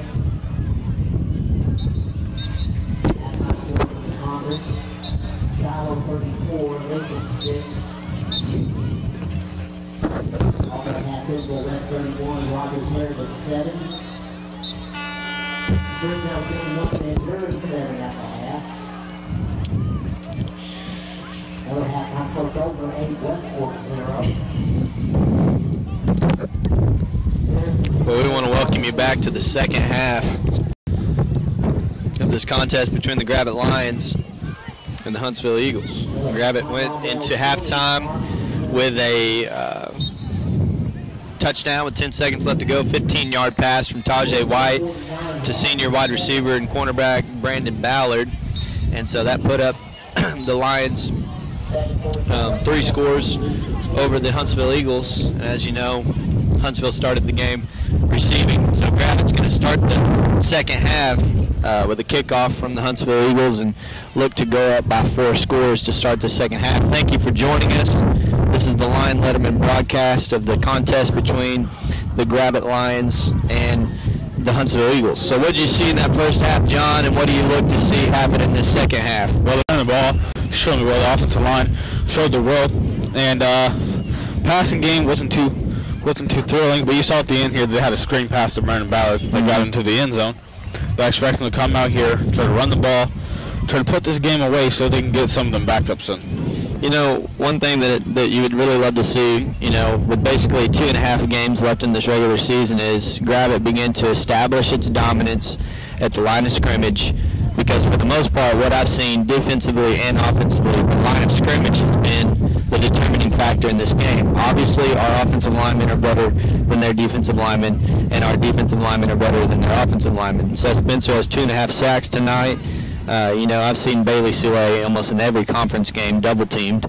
And so, you know, defense in terms of pass rush has looked pretty good tonight. But, yeah, I think the line of scrimmage is going to determine the second half. And I would just love to see Gravette dominate, you know, just go up by 4 or 5 scores and get that running clock going and get out of here out of this land. It's going to be interesting to see Chase Palmer comes out here in the second half.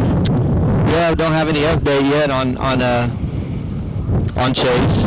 He went down there with about 2 minutes to go in that first half. And our roster just flew straight off the table. My hot chocolate flew off of this table. I'll tell you what. One roster is Gravette roster. I don't think we need that. I don't think we need that either, but I think we need that Huntsville one if you want to know any names. I don't think you're gonna know any besides a couple players. No, I've got the Huntsville roster right here in the back pocket. Okay. I saw some papers fly off, and I thought. But my hot chocolate did fly off the top of this press box and almost. It is right there. Oh. There's hot chocolate over those bleachers down there. I don't think so. It looks like, actually, I think it did. It looks like it got someone's jacket. And that thing was about full. So the wind is kicking here in Huntsville. So the second half's about to get started. Looks like that's number 32 for the Huntsville Eagles. Miles Poole is about to kick off. Logan Rachel's back deep for the Gravette Lions.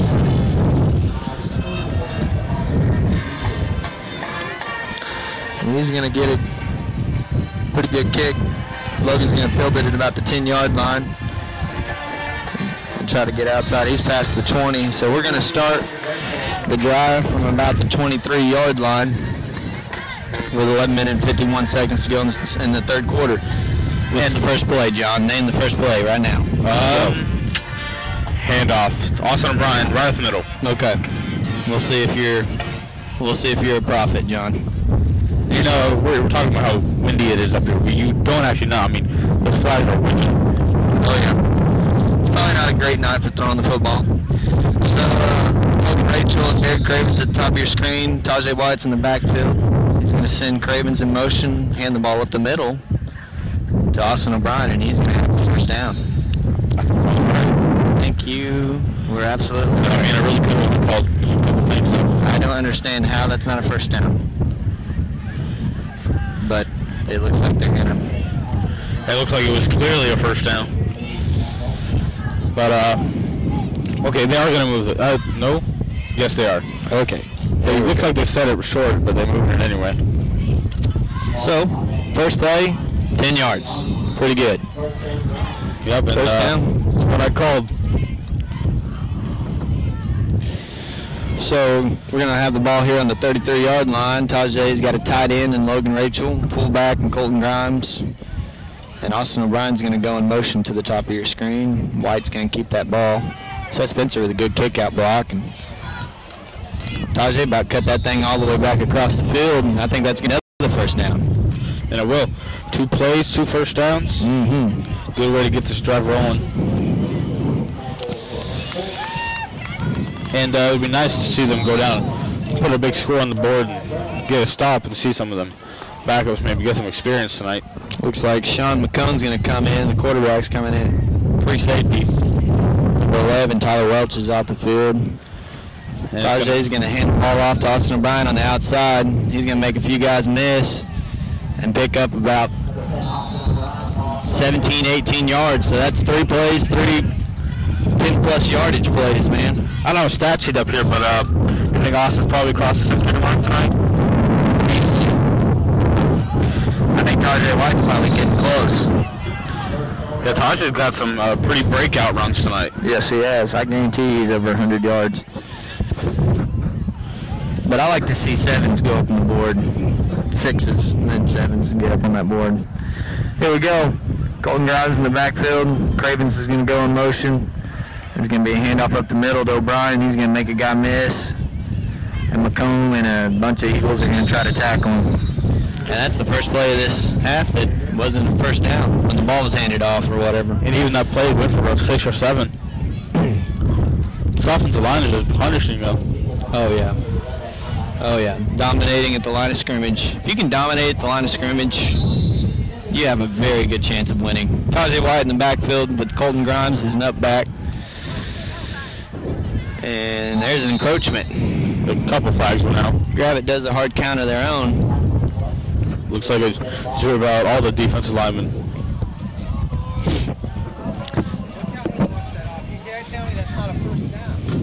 That's like I used to hear Coach Mobley say, hold your water, boys. Hold your water. And those guys did not hold their water. So I have first now with 10 minutes and 4 seconds to go. If you're just now joining us in the third quarter here, Gravette's up 35-14. Moving the ball. Logan Rachel motion. That's who gets the ball. He's going to cut it up. And he almost scored. He's going to get brought down just short of the goal line at the 1-yard line. That's really good blocking. Very good blocking. He wasn't touched for a good, probably 20 yards. So that was about a 25-yard run there by Logan Rachel. Tell you what, Logan Rachel, last couple games, he's been a pretty big part of this Gravette offense. It's going to be a quarterback sneak by Tajay White, and he is in the end zone for touchdown number 2 from Mr. White tonight. And 41-14 with 9 minutes and 37 seconds to go. What do you think, John? Well, they're doing what they should do to Huntsville. This is what they should do to Huntsville. I came into this expecting Huntsville to play a little better, but Gravette just put them to it, and Chris Soder's is getting a lot of work put out for him. I think these boys came in tonight not overlooking Huntsville whatsoever, you know? I mean, that's kind of one thing Coach Ferguson's always really preached on is you know, you take every week as it is. You never overlook something. And that's up and good. You know, I heard Coach Harrelson say this week, fans, if you don't know, on Thursdays at about 3 or 3:30, Coach Harrelson comes on Kerm Radio 100.3, and they do a coach's corner. And I remember hearing Coach Harrelson this week yesterday say that Huntsville is like the best 1-6 football team that he's like seen. You know, and I would agree. Huntsville's very good in 1-3 or 1-6 football team, and I think tonight they're going to be 1-7, and you know, but still can't take them lightly. Got to go one game at a time, especially late in the season. Can't be looking forward to next week. Shiloh Christian coming to Gravette. Make sure that you're there. I want to encourage you to do that. Make sure that you are at Lions Stadium for the matchup between the Shiloh Christian Saints and the Gravette Lions. It's kind of like a historic rivalry. You know, everybody always typically Wants to beat Shiloh and brings their best, and so I hope to see our guys come out next Friday night with some drive, with some passion, with some fire, and come out and just get in the stands, get rowdy, get loud, and we'll see if we can take it to them. Chris is going to line up here, kick the ball off. Ooh, good bounce. Elsie's up at the 5, and he can move. He can very well move. Colton Grimes is going to take him down at the 35. And as well as next week, it is senior night for the Gravette Lions. Oh, yeah. Another reason to come out. We got stuff blowing around all over here in this press box, guys. Trying to hang on for dear life. We got stuff flying around, guys pushing stuff around. So, Huntsville's going to line up here. 9.5 minutes to go in the third quarter. Now 42-14. Trips to the bottom of your screen. It's going to be a pop pass. Quick bubble toss there. Going to pick up enough for a first down. You know, when they send 23 LC in motion, I think that catches the eyes of these safeties and these linebackers, and they start thinking that it's going to be a handoff to him because he's fast. And McCone said, nope, I'm going to throw it out here to my buddy Blake Whittingham. And that's going to be a first down on Huntsville's first play, you know. Gravette doesn't need to take the foot off the pedal in the night. And you know, number 24 had a pretty good game tonight. Yeah, he is. 5 wide right here from McCone. He's going to check to the sideline. I think they're going to throw it to 23 right here. Nope. And they're going to run it up the middle. I just noticed Barker's in the game, number 71. Jared Barker's in the game at nose tackle for Chase Palmer, so I guess we won't see Chase tonight. In fact, I think I see him on the sideline over there with some ice on his shin. And even if he was ready to go, it's probably a precaution to keep him on the sidelines tonight, up this much. Yeah, we got to stay healthy. So trips to the top of your screen. McComb is going to line up here at the Gravette 38-yard line, and they're moving the ball. Another pop pass. They're going to pick up just 2 yards short of the first down. I thought he might have had the ball around the 29, but they're going to give it a favorable spot for Gravette.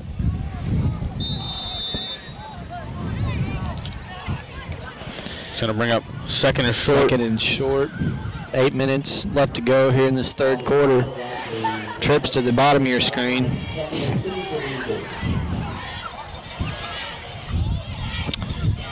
They're going to do the same thing again, and they're going to run a go with 24. And he's beat.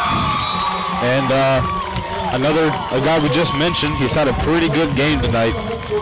That's his second touchdown of the night. And that's their second time beating Gravette on that, I believe. Wow. So that was a play action LC there, and then faked the pop out here, and then threw it deep.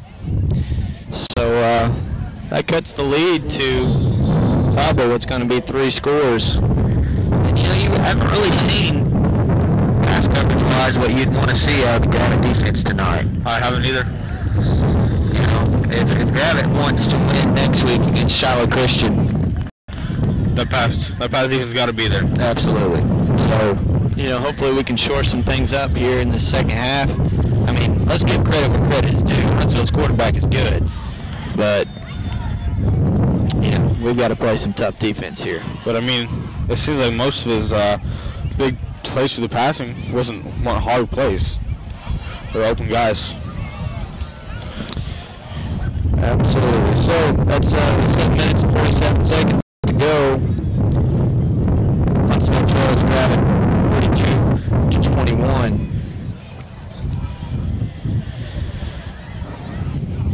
Tough Coat in Bentonville has been a sponsor of Lion Letterman for 3 football seasons. Tough Coat specializes in bullet spray, bed liners, and custom tumblers. Seth, the owner of Lion Letterman, owns several great Yeti products purchased at Tough Coat, as well as bullet spray liner of his Silverado pickup truck. Give Jeff a call at Tough Coat, 479-715-6039, or visit them on the web at toughcoatbentonville.com. Thank you, Tough Coat, for sponsoring the Lion Letterman broadcast. And I would say be a little bit ready for something from. Never mind.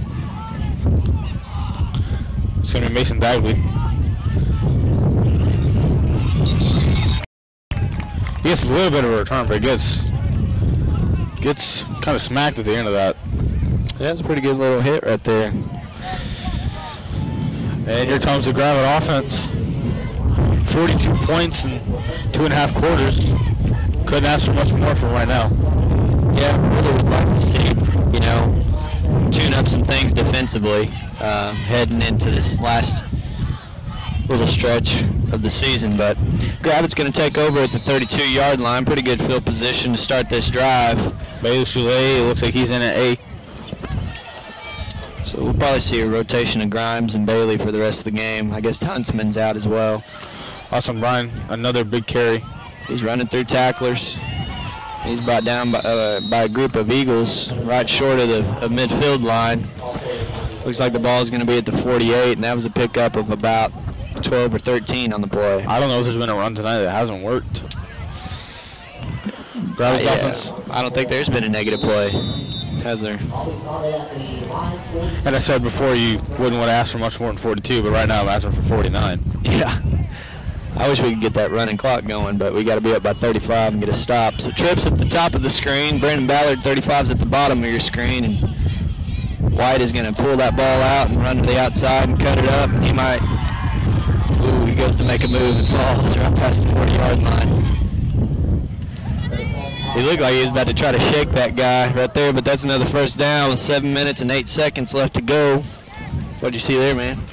Just, that's I think that's a little bit of speed right there. That's an outside run, and Taj is just way too fast for the defensive lineman to get there and get off the blocks in time.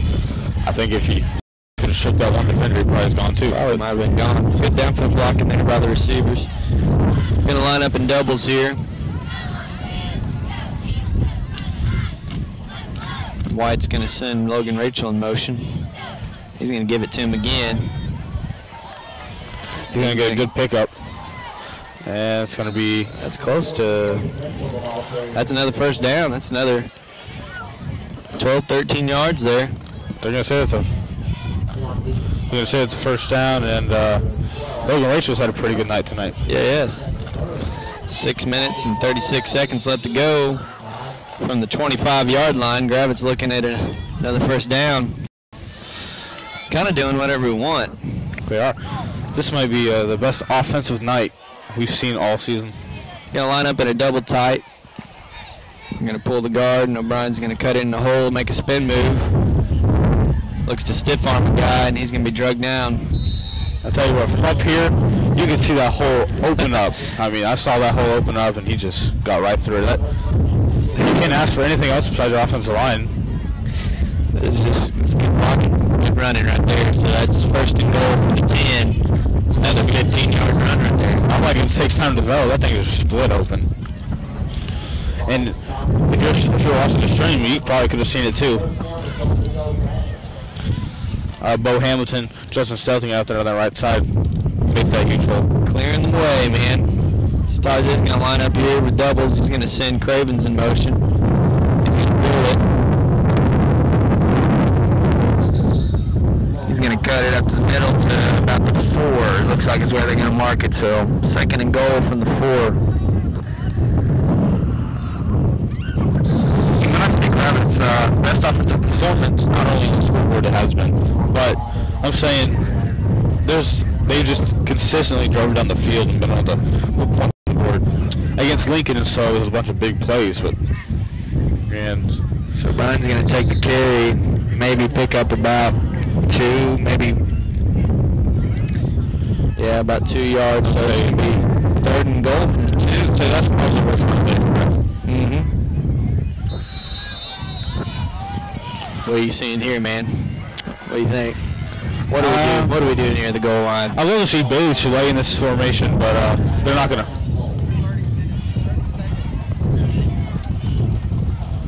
I believe they're going to pitch it. Top sweep. And I think they knew it was coming. And O'Brien almost got there anyway. He's close. That's going to be bringing up 4th and inches. What do you do here? I'd bring in Bailey Soule. I'd probably line up in that monster package, you know, or what we used to call O. Kind of surprised Bailey Soule is not coming out right now. But I think they probably have confidence in the offensive line. They can just get it done anyway. I think Coach is going to run this play clock all the way down and then call a timeout. That looks like that's what's going to happen. So they're going to have time to think about this. You know, that couple plays been really the only sequence of plays that Graves ran that haven't went for big yardage. Yeah, it's pretty decent. Third down stand right there, goal line stand for the Huntsville Eagles. Teasley Drug has been serving the pharmaceutical needs of Gravette area for over 30 years since Ron Teasley began the business in 1984. Check out Teasley Drug. Call them today. It's 479-787-5966 or stop by and see them at 205 Atlanta Street. Also want to make it known that the Gravette Athletic Booster Club is a proud sponsor of this broadcast as well. Get involved today being a Gravette Athletic Booster Club member in either the platinum sponsorship, the gold, or the silver. If you want to get involved and be a sponsor, call Jennifer Mormon today at 479-787-0299. 4 minutes and 7 seconds left to go in this third quarter, and Gravette is going to line up and try to score out of the shotgun. 4th and 1. Maybe probably a little bit shorter than that, possibly. What do you expect here? Tajay White to score.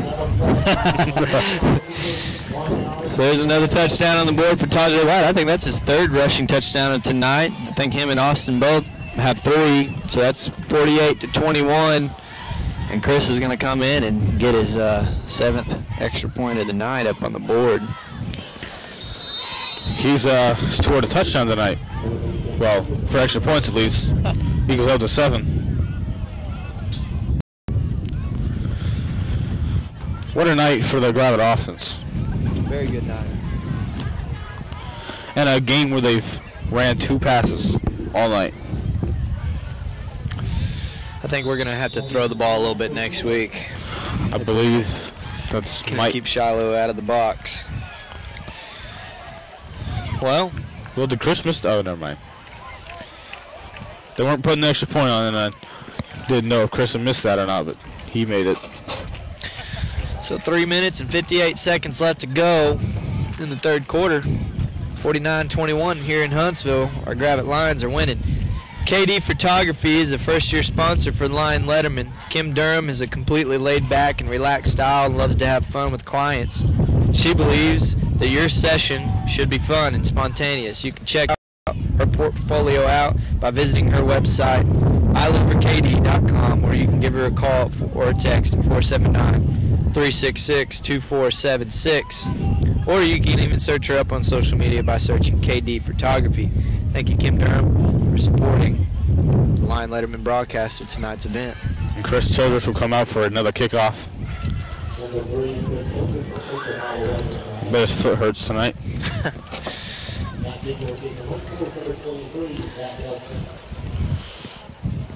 You know, this is going to be important for Gravette defense to off the scoreboard.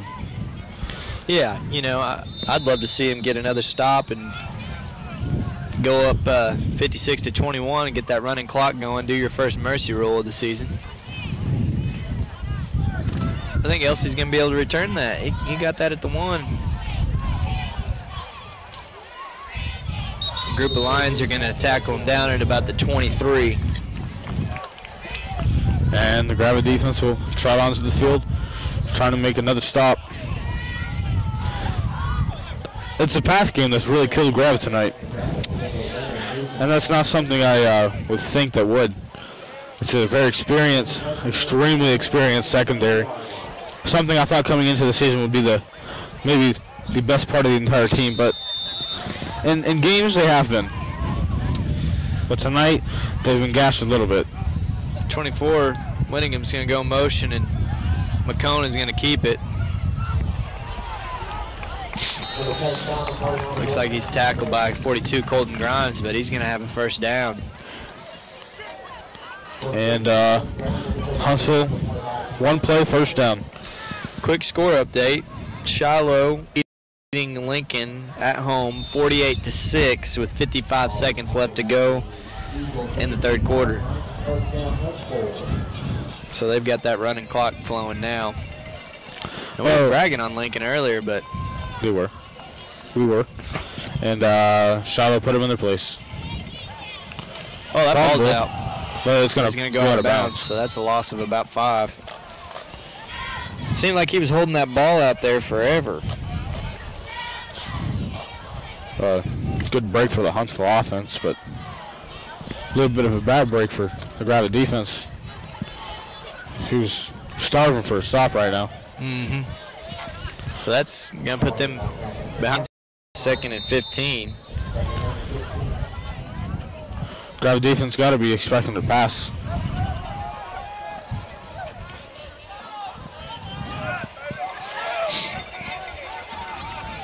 And only,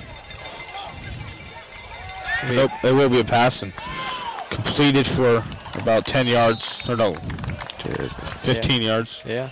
Well, that's going to bring up a 3rd down situation, and I mean, I don't know what I'd assume if they don't get it right here, they're going to go for it, but it's going to bring up a 3rd and 5 with 3 minutes left to go here in this 3rd quarter. So yeah, about in that situation where it's 4th down. It's a 4-down possession every single time. McCone's got 3 receivers to the bottom of your screen. He looked at a quick bubble, and Bailey Soule just absolutely dominated on that play and brought McCone down hard. That was a man play. Bailey Soule can play ball. I mean, that's you see that play right there, and you understand why he's got a scholarship. Got a D2 offer the other day from Henderson State.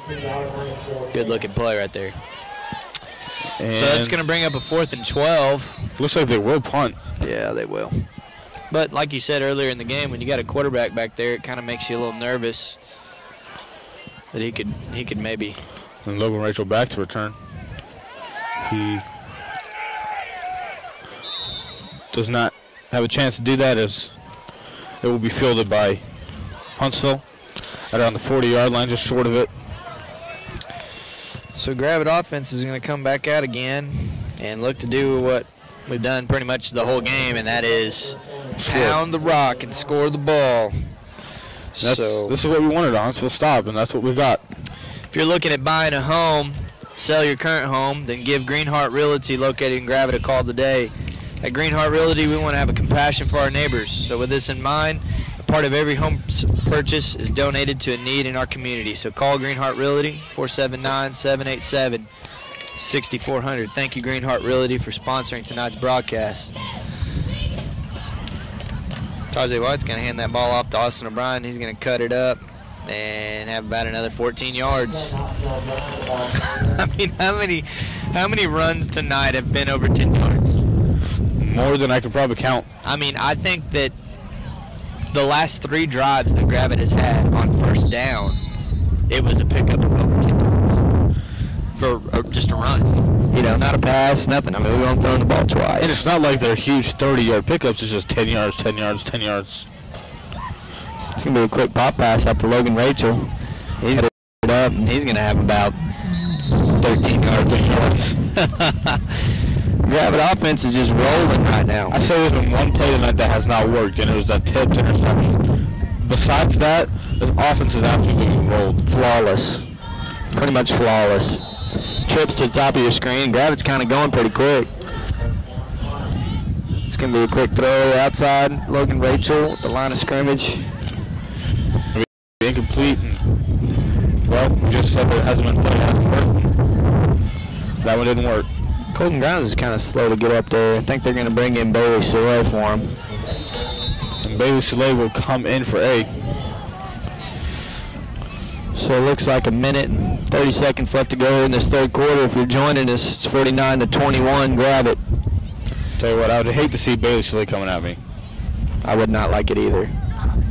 Oh, man, Austin just got tripped up right there and almost broke one out. But that's another about 15 yards on the play again. First down. And the first down is brought up, and it doesn't look like Huntsville can stop what Gravette's doing. And I tell you what, when Shiloh looks at this Gravette film, they're going to have a lot to look at. And I think when Gravette looks at the Shiloh film, they're going to have a lot to look at. Oh, yeah, no question.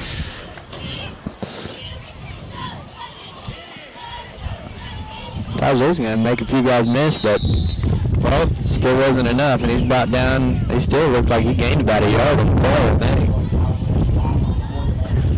He looks like he gained about an inch. 54 seconds left. Got the ball at the 19-yard line, and it's going to bring up second and 9.5.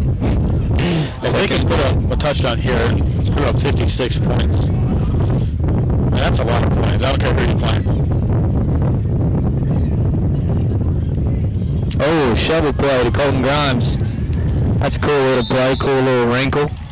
And it looks like he might be just short of the first down. Gonna be close. Colton Grimes got involved in the offense for the last couple of games. And I think he should get in the offense a little more. It seems like he's a guy who expects to touch the ball, and when he does, he's got a predator. He's a little bit quicker for his size than you think he would be. Yeah. Somehow that's not a first down, so I guess, no it is. No. It's going to bring up a third and 1, I suppose. I mean, it looks like that. Can't work the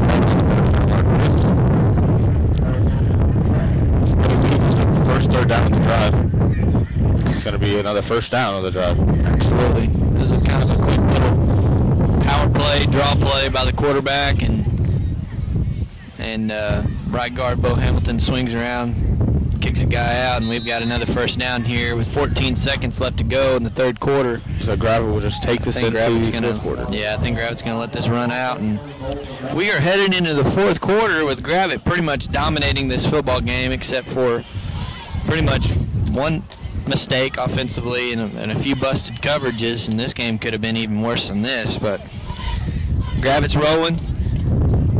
If you've been to the Bentonville Square lately and have seen the Preacher's Son, Scotch and Soda, the original press room, What's Ahead, Massey Building, and Fat Tire Bike Shop, then you have seen the handiwork of Hart & Soule Builders. They specialize in residential and commercial construction projects and are a proud sponsor of Lion Letterman in this broadcast. So call Brian today, 479-721-3637, or follow them on Facebook. One more, Built Well Construction is a proud sponsor of the live stream. They're located in Hiawassee. Built Well Construction has been a longtime supporter of Gravette Public Schools and Gravette High School athletics. Lion Letterman and GHSTV thank them for their support of this production. Thank you, Built Well Construction.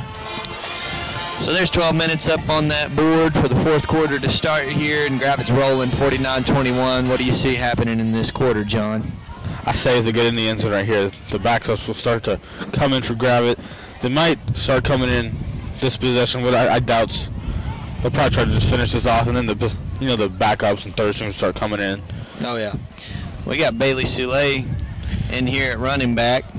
You got Teichman, Colton Grimes, and Bailey Soule. I would not want to see that. And then you couple that with the fact that our offensive line is pretty stout. And we all know what's going to happen. Tajay hands the ball off to Bailey, but I think it's fumbled. And Gravette will retain. But it looks like Bailey recovered it. Well, it's scary unless something like that happens. But imagine they're probably just going to do it again. pretty much it's just one of those situations where you line up and you say, you probably know what we're about to do, but can you stop it?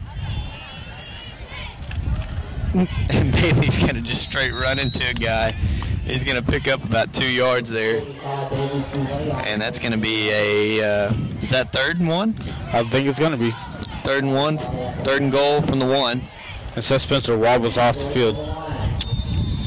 Dakota Lemon, 74, is going to come in for him. It looked like it might be a cramp on Seth's part. That'd be a big loss if it is something worse than that. Taj is going to hand it off to Bailey. And Bailey's going to walk in and hand the ball to the ref. And that's going to be 55-21. And as soon as this extra point goes up, running clock's supposed to start. I don't know if they know that in Huntsville, but given the way that they ran the clock earlier this game, that clock should be running here in just a little bit, and we're going to get out of this win. Pretty much no contest tonight, really. I mean, the closest it ever was 3 possessions.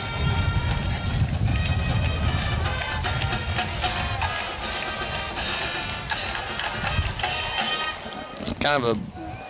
I believe he missed that one. Wow. He did. And the running clock will not start. I think I jinxed it. You know, that was just a bad extra point, Troy. Well, it's kind of a mishandled snap, and the T's kind of didn't get the ball on the tee well, so it's 55-21 with 11 minutes to go here in Huntsville, Arkansas. Well, now I would love to see them put 60 on the board so that does start. That'd be nice. Get some points up on the board. It's always fun to watch. Are you looking for a place to store your boat during the winter, or maybe you're in between moves and your furniture won't fit in your current home or apartment? Then give Alumni Mini Storage a call. Alumni Mini Storage has 2 locations that each include concrete and outdoor lighting, so call 479-855-2505 or visit them on the web at alumnistorage.com. Chris is going to kick the ball off again. I mean, man, he has kicked the ball all night. It's fun to watch, ain't it? It is fun to watch. You know, even Huntsville was a little fun to watch tonight. Their offense I think it's cool to watch their offense. It's a bunch of open space plays. Mm-hmm. Yeah, they try to get their athletes in space for sure. Sean McCone is a good football player. So is this guy that's about to return this kick if Chris can boot it in the end zone. And he will not. Wow. Oh, I thought it was going to bounce back, but it went in. That would have been cool. So Huntsville's going to take over, down 34 points, just short of a running clock. Gravette's going to send out their first-string defense again. Yeah, I'm sure the coaches probably want this running clock as much as we do up here. Mm-hmm. Huntsville probably wants it too a little bit. Here's an introduction. Number 21 is in the game. That's Hunter Cole. He's got some action this year. Remember specifically, he got an interception against Jay, I believe, earlier in the season. He did. Easily is going to go in motion. It's going to be handed off in the middle to Cyrus. And he's going to be talking about Chris Childress for pickup of about 9. You haven't seen very many handoffs to him tonight. But they're not a team that likes to just hand it off. Either quarterback keeper is going to be a pop pass out to the outside. 10 minutes and 30 seconds left. And they're going to quarterback sneak it. No, he's going to take it out to the outside. That's pretty good awareness on his part. He is. He does. And you know, Hunter Cole, like you said, he's had some experience. He's got good experience. I mean, early in the year when he had to play, he played good. He played well. Speaking of that Jay team, I just noticed today on Max Preps that Jay has 1 loss. Oh yeah, they're good to the Gravette Lions, and so they're 8-1. They play Tyler Cross next week for the title of their conference, and so they're undefeated in the conference, 8-1 overall. So they played last night and beat Keys, Oklahoma. I think there's a false start there. He's under pressure, and he's going to complete it to number 11. That's just a good play. He's running against the grain and throws it back to the middle of the field, which you normally don't tell people to do, quarterbacks to do, but he completed that pass. I mean, and there's a perfect pass. He's just a good ball player, man. Yeah, it looked like there were multiple guys in motion on that play. So Huntsville back 5 yards, and it's going to bring up first and 15. It's the first down and 15.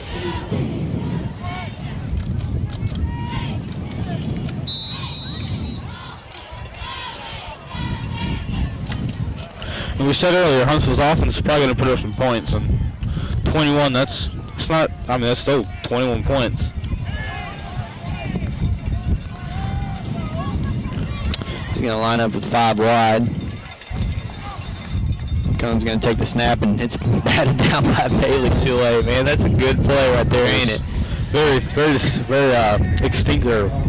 He just extended his arm there, you know. He's got a good frame, you know. And it was a quick string too. He got it out there quick. You know, they tell you that if you can't get through, put your hands up, and he did. That's a good play, man. I don't remember I think it was last year, Drew Hendren against Berryville went up and swatted a pass, and it ended up being completed, and I believe it went into a touchdown. Wow. Shiloh just took a 55 over Lincoln with 5.5 minutes left to go.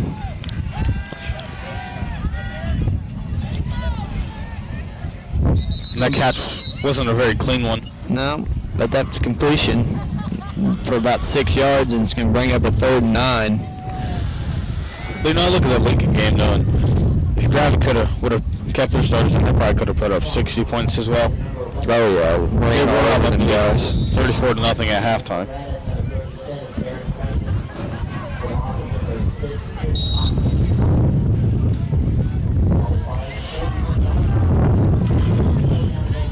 So 3rd down and 8 from 41. McCone's going to drop back, and Bailey Soule just absolutely crushed him, but they're going to throw a flag.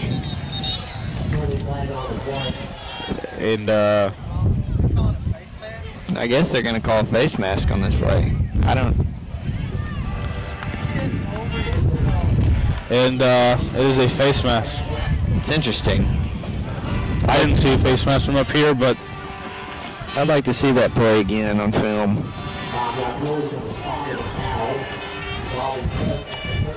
Man, he just absolutely crushed him. he did. Blindsided him. If y'all don't know this right now, number 45 Bailey Soule is a good football player. I thought a face mask gives a team a first down, but I guess it did not. Well, I think if it's a personal foul, it does. So it's going to bring up another good coverage. That's going to be intercepted by Austin O'Brien. That's interception number 2, and he might take this all the way. And he will. And the running clock will start now. Wow. There's a flag. Oh, but man. that could be a dead ball penalty. Man. I hope they don't bring it back. I think they might. That's interception number 2 in the night, though. I mean, that's 61 right now on the scoreboard. Looks real nice. Yes, it does. Look at probably being a block in the back or something here, and that's probably gonna bring it back. And still, interception's gonna count, but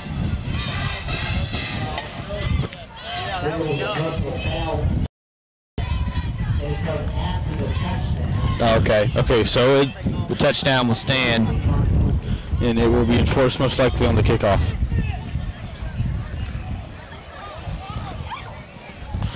And well, our wish has been granted. The running clock will start.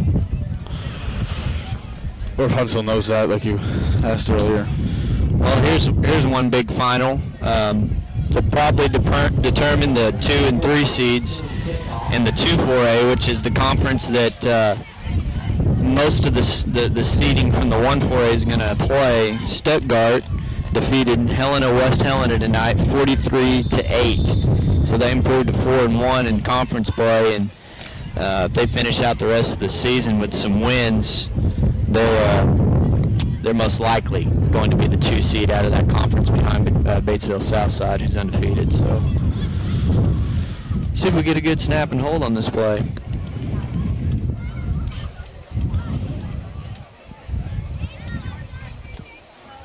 And it is. Good. So with 8 minutes and 36 seconds left to go in this game, Gravette is leading 62-21 after an interception in return from about the 35-yard line by Austin O'Brien of the quarterback Sean McCone. Gravette takes a big lead. Arvest Bank in Gravette is a proud sponsor of Lion Letterman. The branch is located on Highway 59 South, half a mile south of Main Street in Gravette. They've served financial needs of customers for more than 50 years. Today, that's true in more than 120 communities. Arvest operates 16 locally managed, community-oriented banks with each of its own local president, board of directors, and management team. Call the Gravette branch today at 479-271-1253. And how do you think of the Gravette performance tonight? You know, I think whenever you run the ball like we did tonight, I mean, pretty much at will, it's hard to lose unless you just fumble it too many times or turn the ball over, and we have only done that once. And so, you know, it looks to be a very easy win by the Gravette Lions tonight.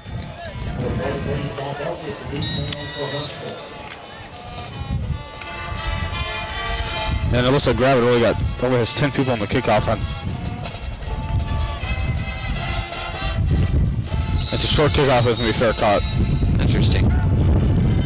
So it looks like Hunter Cole is about to run onto the field, but Coach Harrison helped him back. You know, one thing that you're going to have to pay attention to for next week is Gravette is going to have to prepare very, very well defensively. And if I think that they can do that and they can limit Shiloh, limit big plays, all that kind of stuff, you know, and have better pass coverage next week than we've had this week, I think the defensive line can get enough pressure. You know, I think our defensive line is strong, but linebackers are going to have to play very well in space next week, and if offensively we can establish the run, you know, it could be a good contest at home to battle it out for the 3 seed. Speaking of the defense here, most of the Gravette starters have been pulled out. A couple are still in there, but this is a lot of experience for some guys that are going to be playing next year. You got Tristan Florino at the bottom of your screen here. He's a junior, most likely will be playing tight end next year as well.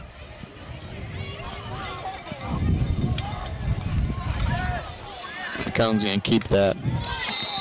He's going to be brought down by Barker and Teichman about the line of scrimmage. Tell you what, this second string Gravette defense is still doing a good job. That clock's running, buddy. We're under 7 minutes now. 62-21 Gravette.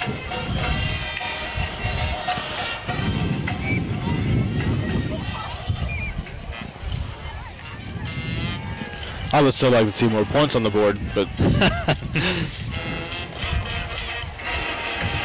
good pass rush right there by Jared Barker. Wow, it's good hustle play. One of them guys who really, if he wanted to, he probably could start on the defensive line, or at least get some significant playing time. He's a good two-way player as well. But I would love to see more points on the board. I'd love to see a 70 burger tonight. I think Huntsville's they're gonna punt it. I just don't understand why they would punt tonight, right now. You're down by 41 points, and they will punt, but oh, that's a bad punt. Ball's gonna go out at about the 37-yard line. That's only about a 15-yard punt. Tell you what, Huntsville's playing like they have something to play for. They really don't. 62-21 with a running clock here in Huntsville, Arkansas. Patton Electric is proud to help bring you this broadcast of Gravette Lions football. No job is too big for Patton Electric, and they specialize in both commercial and residential work. Call owner and master electrician Joshua Patton at 949-485-9290 for any of your electrical needs. Here's your backup offense. The carry to Josh Dodge goes for about 3 or 4. And I believe most of the varsity Huntsville defense is still out there, I believe. I see a couple key starters, but probably a couple have been subbed out. Yeah.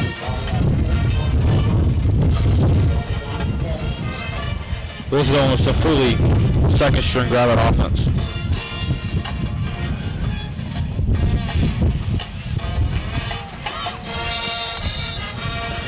And about the only negative play for Gravette tonight. No joke. I mean, I think that's it. I mean, I think that's the only one. And again, this is against the Huntsville varsity defense. Fans, make sure that you come out next week as this clock is rolling down in this blowout victory by the Gravette Lions over the Huntsville Eagles. Make sure that you show up next week loud and proud. Senior night, Lions Stadium, as these guys have a couple more games to go, and they're going to play the Shiloh Christian Saints. Good job by Dagley trying to stay in bounds there. And Mason Dagley picks up. Mason Dagley, big run there. And Mason Dagley is a good player in general. Yeah, he's got good football knowledge. He's going to be a guy that'll be on the field a lot more next season. Probably some offensively and defensively. They might find a place to put him, but you take him and put a little weight on him. He's just a sophomore. Get in the weight room this summer, and I think that he's got the football knowledge and the athleticism and the competitive drive to be a good football player for Gravette. Gravette in good field position. And off will go to Josh Dodge, and he's going to fumble. And Huntsville's going to return this one all the way. Oh, wow. That was a little weird. And a kind of little consolation there. That's Cyrus Crow. Cyrus Crow for the Huntsville defense, picking that ball up and returning it at about 45, 50 yards for a touchdown. And it looked like there was a non-contact fumble there by Josh Dodge, but he's just a sophomore and he will learn. Well, since it's still 35 points, they're going to keep that clock running. There's 2 minutes and 35 seconds left to go here in the second half of this blowout win by the Gravette Lions. They're straight through the uprights. It's up and good. I mean, when I see them kick extra points, their kicker doesn't look terrible. Well, that technically should stop the clock, but they're going to keep it rolling. There's 2 minutes left to go in this game.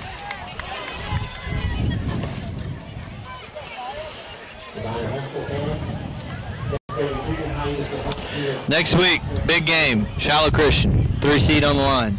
What's going to happen, John? Man, it's going to be a tough game. It seems like Shiloh always comes to play when it's Gravette, and that's not something you want to see. Shiloh's a very good team, and when they can put all their talent together, it's extremely hard to beat them. Yeah, and they're well coached. They got the prestige, they got the tradition, and if you remember right, 2 years ago, Gravette played that Shiloh team at home. The Shiloh team that ended up going to the quarterfinals that year before losing to a really good Dardanelle team. And technically, I think Gravette should have won that game. They mishandled some opportunities, but anyways, these seniors, I think they're hungry. They battled. They're battle tested, and Huntsville's probably going to line up and try to onside kick here. Most likely. Minute and 5 seconds left. They won't, though. They don't, though. They kick it deep to Logan Rachel. He's going to pick it up and take off. He's going to kneel. And smart decision there by Logan Rachel, just to let this clock go out. So fans, as the clock is rolling down and we get out of Huntsville with a big victory, really it was more than what the scoreboard even shows. It's really technically about a 41-point victory, but we need to see you next week. These guys these seniors want to hear you come out next week against Shiloh Christian. Really good effort by our guys tonight. They didn't overlook this Huntsville team. They came out, they prepared, they put in the time, and they played hard. And huge matchup next week with the Shiloh Christian Saints. Gravette Shiloh is always a rowdy one. So come hang out, come party next week at Lion Stadium. Mason Dagley, man, look at this guy go.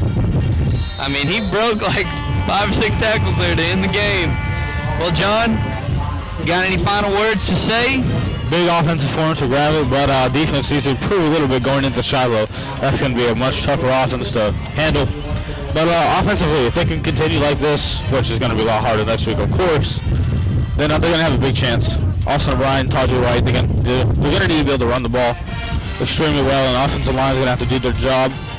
I expect a good game, I really do. I expect this to be a hard-fought game for the 3rd seed, and I'm going to say Gravette wins it next week. Yeah, and, huge game for the 3 seed being on the line, given that the 1-4A representative will get to host the first-round playoff game. So, fans, these guys need you to come out next week, get loud and proud, support these guys, and hopefully roll into Gentry Week in the final week with a victory over the Shiloh Christian Saints and rolling into the playoffs excited about competing.